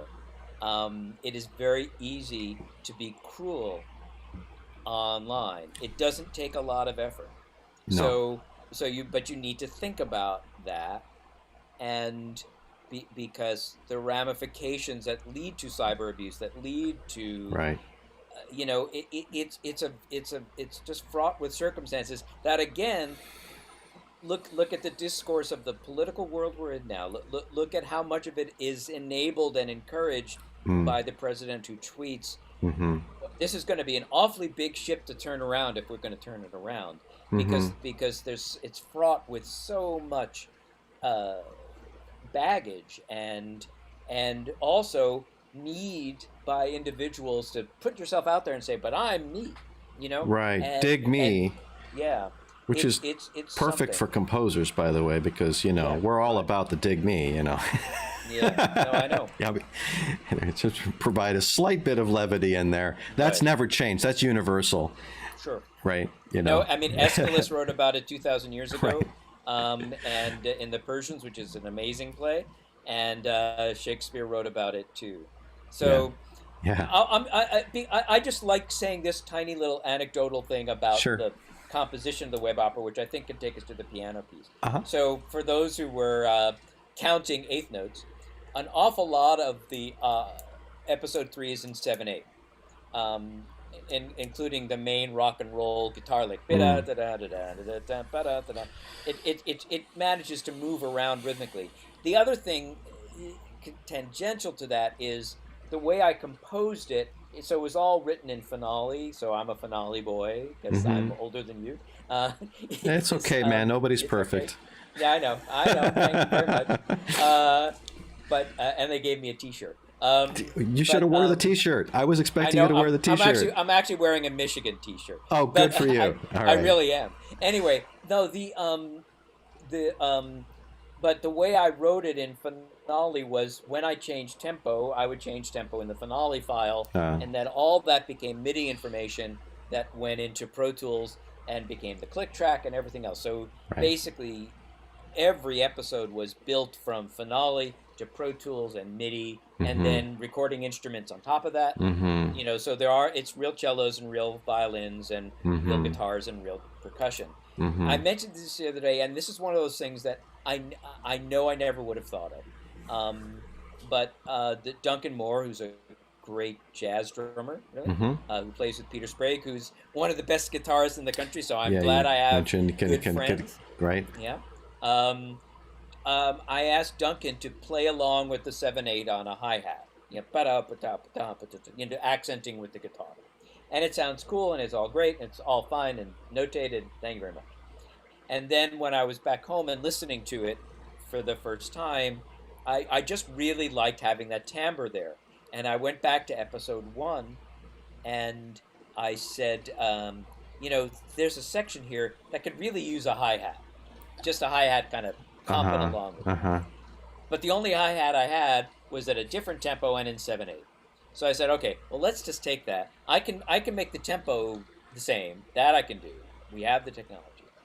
But why don't we just keep it in 7/8, even though this thing's in 4/4? And I loved it. I mean, the accents were just off, just so slightly, but it managed to have just this life of its own. Yeah. And as I say, I am not imaginative enough to have conceived it that way, notating it. You know what I mean? Like I would have said hi-hat, play along, whatever. Something, right? Yeah. But the fact it's those sort of solutions in the mixing of it and the creation of it that were unique to the experience. That would also be very hard to play live, by the way. Yeah. Right. I mean, because I'd have to then notate it 7/8 and 4. Well, you could do it. You could do it. Yeah. But I'd have to stay up late. So, and who wants to do that? And who wants to do that? Yeah, right. So there you go. Oh, we do have I think we have a question. Maybe we have a question. I don't know. I thought we had another question. Do you want to talk about? Oh, Julie Julie. Julie Haber said, do you want to talk about your earlier opera? I play the CD every once in a while and goodness. really enjoy it. What a sweet thing to say. What a lovely thing to say from Julie Haber. My goodness. Well, yes, I wrote the earlier opera. The one review said the music sounds like my music is what Charles Ives might have composed had he lived long enough to encounter beat poetry and rock and roll. And I gotta say, I'll embrace that one, and You'll take that to the bank, right? I'll take that one to the bank. It's a piece called "Their Thought and Back Again." It is on my website. It's an opera. It was written in the late '90s. It was a choreographer named John Malashok, who still lives in San Diego, and with his company, and we talked about collaborating. I'll try to be as succinct as I can. Sure. The usually when dancers dance to lyrics, they either dance with the meaning of the lyrics or against the meaning of the lyrics, right? And I said, because I was reading a lot of William Burroughs at the time, I said, why don't we derive an entire libretto out of cut-ups, which is one of his literary techniques. Now, there's a lot of things I could say about that as a technique that I think is really interesting, but suffice it to say, that's what we did.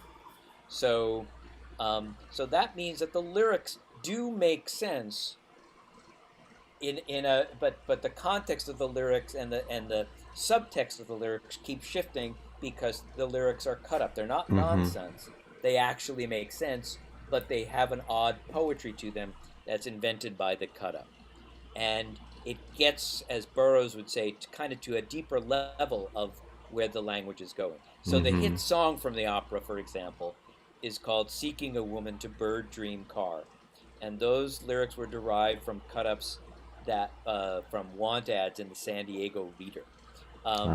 And the piece, Their Thought and Back Again, that's actually from a cut-up that's taken from Isaac Bashevis Singer and Henry Miller. And the piece is, speaking of Wonderful Town, it's the same exact plot as Wonderful Town. It's about two women who come to the city and have some adventures and stay there. And it ends with a big dance number. In this case, they come to this strange landscape where some dancers seem to live. And they stay there. I'm very proud of it. I really like it. It got a bit of play for a while, so I'm very glad Julie likes it. And who knows, maybe we'll talk about it next time. Yeah. Well, I'm having everybody back for, where are they now? So, right. I also want to give a shout out to Jonathan Quisenberry, who, Jonathan, I'm really sorry I didn't see your messages earlier. I saw them over on Facebook, but I saw them over on YouTube. I've got 4 windows open, and Jonathan asked. He asked a couple questions about the web opera, which we actually kind of covered mostly, but I'll put the questions out. Jonathan, I'm very sorry. Is improvising during rehearsal a typical process for a stage composer? So that's more about the Tempest. Yeah. It depends on the director and how you deal with the actors. With some directors, certainly with Des, it was usually budgeted that I would be there, and because he likes underscoring, he would like getting people sort of used to the idea. But I think the other thing is that as actors got used to it, they would see that I was working things out on the same way that they were working things out. Yeah. So and improvising sometimes meant, playing a couple of notes, and because I didn't know where I was going to go. So it became fairly usual for me under certain circumstances, certainly with the Shakespeare, that I would improvise or at least have some things going on because and then the process was always then at a certain point I would have to take a few days off to actually really notate everything properly because I would be just notating things in the script and sort of seeing where it went, and so that so did I improvise that music that underscored Plumber? Kinda. I kind of knew what I was doing, and then I would write phrases out, but then I would actually write it out and know it was going to be strings, so not really terribly pianistic, Right. that kind of Right. The last thing Jonathan's a very fine musician out here in LA who was going to assist me on Randy Newman's Faust. When will Randy Newman's Faust happen in LA? I don't know. I think it will. But when will we perform again? I don't know. Well, that's there you go. That's the $1 million question. That's fantastic. He did ask one more question, which we and then I want to play Fast November. How did you decide on the instrumentation for this? He means, I think, the web opera. And does it stay consistent throughout each episode? And we touched on some of that, but I guess maybe the consistency aspect. So what I would do, the process was really, so you do actually have the score, and you can download the score from the website. And now the score is not the absolute final score, as I said, and I looked at it before I sent it to you. I said, there's some stuff that I added as I kind of brought the real instruments in, and kind of, it's a bit under mark. But that being said, I would write out a lot of percussion stuff, and then I would transfer all of it into separate MIDI tracks, and then I would start fleshing it out. Sometimes, so I have Contact, and I have UVI Workstation, and a few other things, and I would just say, well, what would be good? And sometimes I use the finale sound that was there too, right? Because you could put it aside the real thing, and then so it is pretty consistent between the 3 episodes. The opening sound of each episode, it's that. That is essentially the sound of my Mac starting. It's essentially that sound. Is right. It's going and it's a little out of tune, the real Mac sound, but it's actually there. But I knew that I would have Peter, and I knew that I would have Duncan, and I knew Steve Ardoti. So just to talk about the players I work with, Steven, who I think might be listening, is one of the best cellists in LA. If you've seen a movie in the past 20 years, you've heard him play. He's John Williams' principal cellist. And he's great. And he would sit right here, and I recorded the cello here. And then some stuff I recorded in Peter's studio. Yeah. So anyway, so it's pretty consistent between the 3 episodes, give or take. Yeah. Awesome. Well, let's play some more music before we let you go. In our remaining few minutes, and for the folks at home who are still watching, if you have any more comments or questions about anything, we'll field them. I do plan on putting links in the video descriptions, so if you want to check out, say, the whole web opera, the website, the site, and other music by Michael, I'll make those links available after we finish the show. So the piano piece, you want to set this up for the folks? Well, I've been thinking about this a lot, because this is a piece that's never been performed per se. But, nowadays, the only person stopping me from writing is me. And if I don't write pieces like this, I only have myself to blame, because if I'm waiting for somebody to perform it, that puts me in a bind. And I know, unlike some composers, we've talked about this too, that the weird little niche that I'm kind of in as a guy who does theater and film and chamber, but it's all, it's a little bit, some of my music's a little bit too weird for theater, and some of my music's a little bit, too rock and roll for chamber, etc., etc. If I don't write it, I don't work these muscles. I realize now that Fats November, which is probably it would certainly be a hard piece to play, but really where it came from was when I sit at a piano and just improvise, my Elliott Carter meets Fats Domino belief system takes over. I really am an old rock and roll pianist. That's really the only thing I know how to play. I am lucky that the one music direction thing I do now is for Randy Newman, which is another whole thing to discuss because he's been such a great mentor for me, you know, and has influenced my piano playing style substantially. But I just love, I mean, I can just do that. Right. But then I also will go, and go someplace else. Right.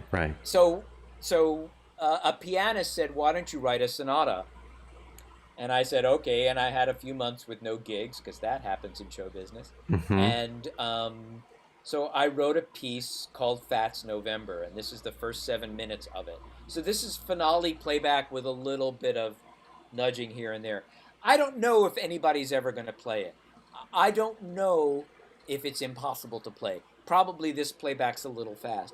But everything is a means to an end. Sure. If I didn't write Fats November and a few other pieces like that, I wouldn't have written the web opera as well as I did. Like you said, it's exercising the compositional muscles, right? Whether or not it sees sort of whatever light it may see in some public way, And it's about seeing the connection between complicated rhythms, odd counterpoints, some serial composition in there because that's certainly very much in me. At the same time that it hits the damn piano and plays the backbeat. Right. They're all in there in an, I hope, uninhibited way. So that's what I'll say about it. Okay, great. All right, I'll switch over to the music, and we'll meet you after we hear the. And this video does have the score, so you'll be able to follow the score. Awesome. There you go. Okay, we'll see you in a few minutes.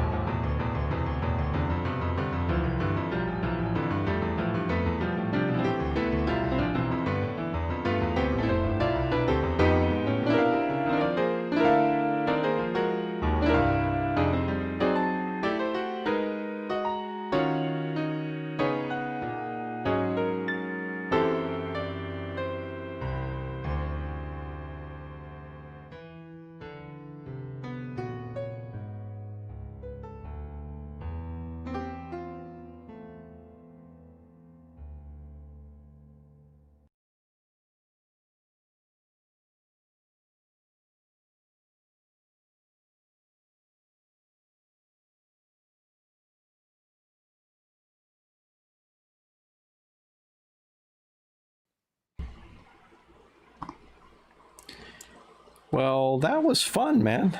Actually, I didn't listen to it. That was the first time. I mean, you sent me the file, but I didn't listen to it until just now. So that was that was my premiere to the ears. Yeah. It's sort of my response to Boulez's second piano sonata, and I'm not really kidding. But Yeah, but it is. It is in terms of intensity. I was thinking that it's like I'm hearing for the first thought. I thought the first thing I thought of was that it's very American. Yeah.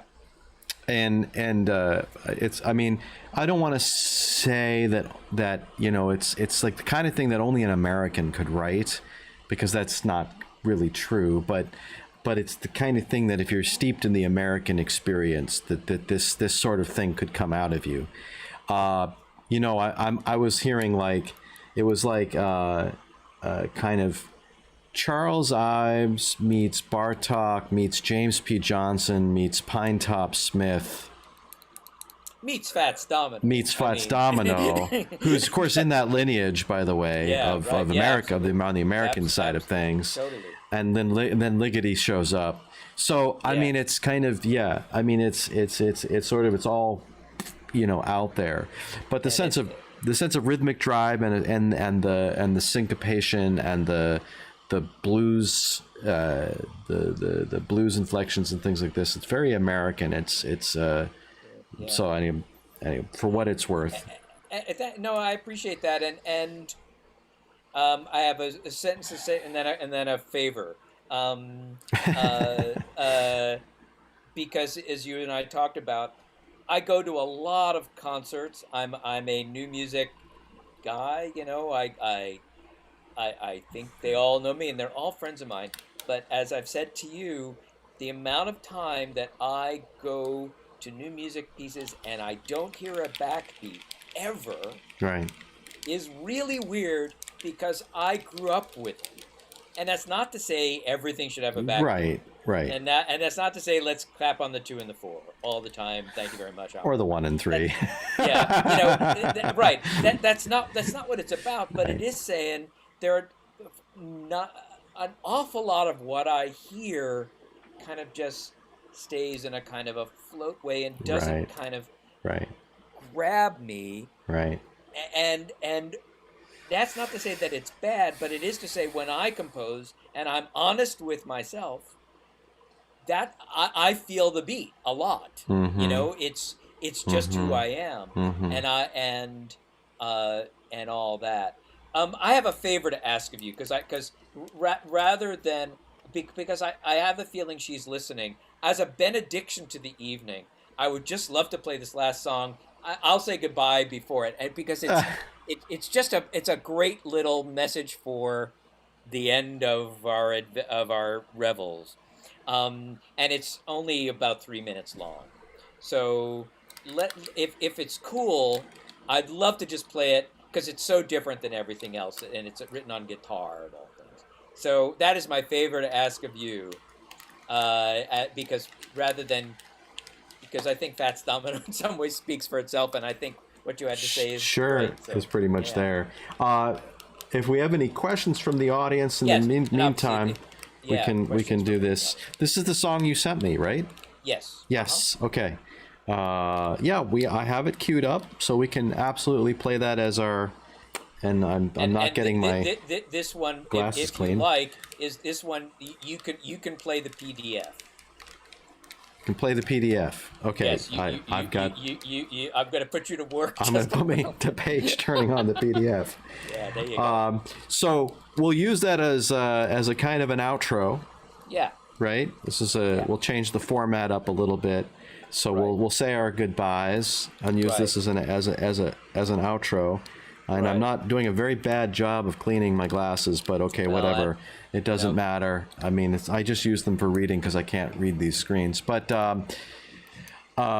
so again, we've probably 2 minutes. I'll play this last piece. In the meantime, let me just say, just so everybody knows what they're listening to. Sure. This is from for all of my griping about how hard it is to do a new musical, this is in fact from a new musical. It was going to be workshopped at the Guthrie, where you have hung out in your town a bit, Yes. back in the day. Back in the day. But everything got thrown around. Yep. It's from a music theater piece called The New Planet. It's written by my principal collaborator is a fantastic writer named Frances Yachukawig, who lives in Providence now. You're going to see her before I do. Isn't that amazing? And this is a song, and the director for the project is my friend Maya Garcia. Will this ever happen? Will anything ever happen? I This don't is know. true, yeah, In some yeah. ways, this play, which was written way before any pandemic hit us, is sort of reflects it.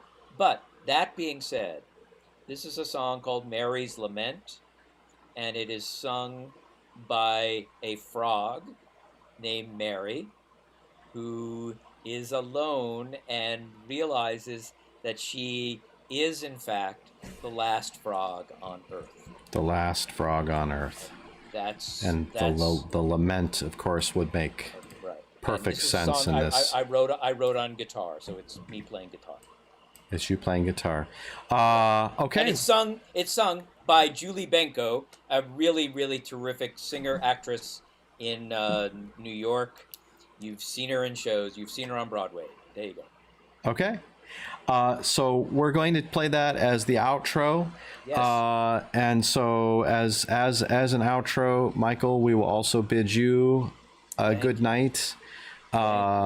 And anybody who has any additional, if you're watching later on the replay, if you have any questions or comments or whatever, leave them in a comment section. Michael and or I will get to them for you. I will also leave links and so on and so forth. But Michael, thank you so much for spending Fantastic, Elliot. spending some time with me tonight. Great.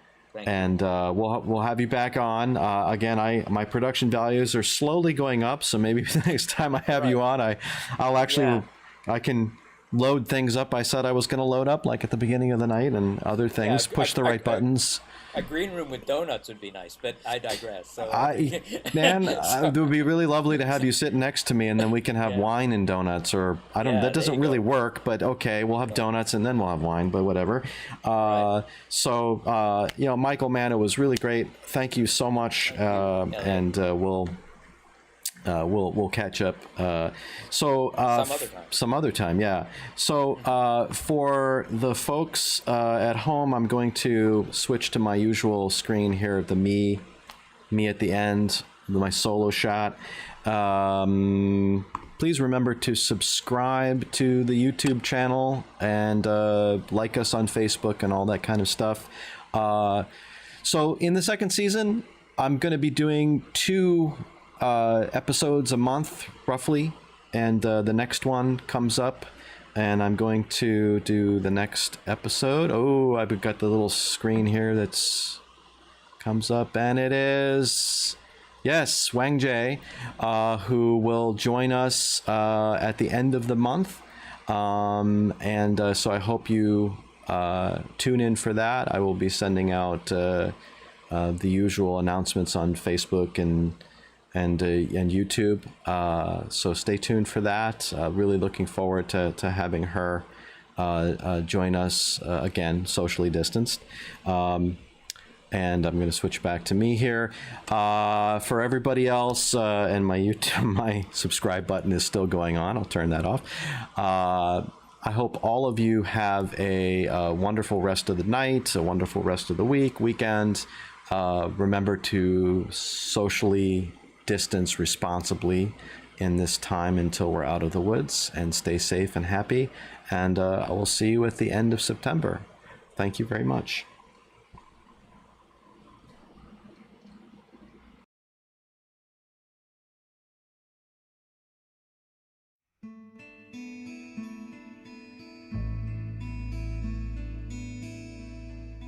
When I was a tadpole, I wasn't alone. Hundreds of thousands called this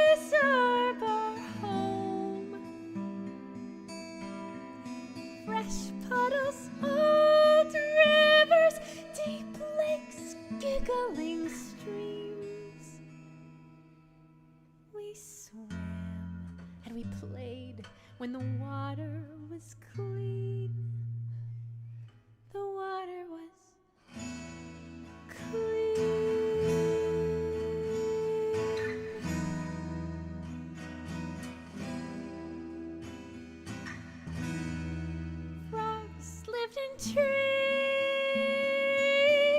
and frogs lived in sand.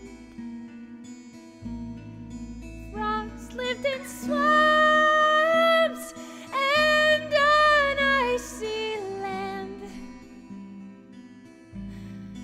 Freezing rock hard with the chill winter brings. Thawing again with the warming of spring. The warming of spring. Time is our friend when it moves sweet and slow. Gently advancing, we roll with the flow. When things happen quick, it's much, much harder to change. So we become ghosts from a distant age. Farewell, ye young tadpole, you'll never grow old. You won't metamorphose or taste liquid gold. You won't be broken-hearted, depressed or forlorn. Because, darling pollywog, you'll never be born. You'll never be born. Extinction, extinction, I've looked in your eye. You, sir, don't scare me. I know that we'll die. We lived while we could and sang through the long night. And now it is time to walk into the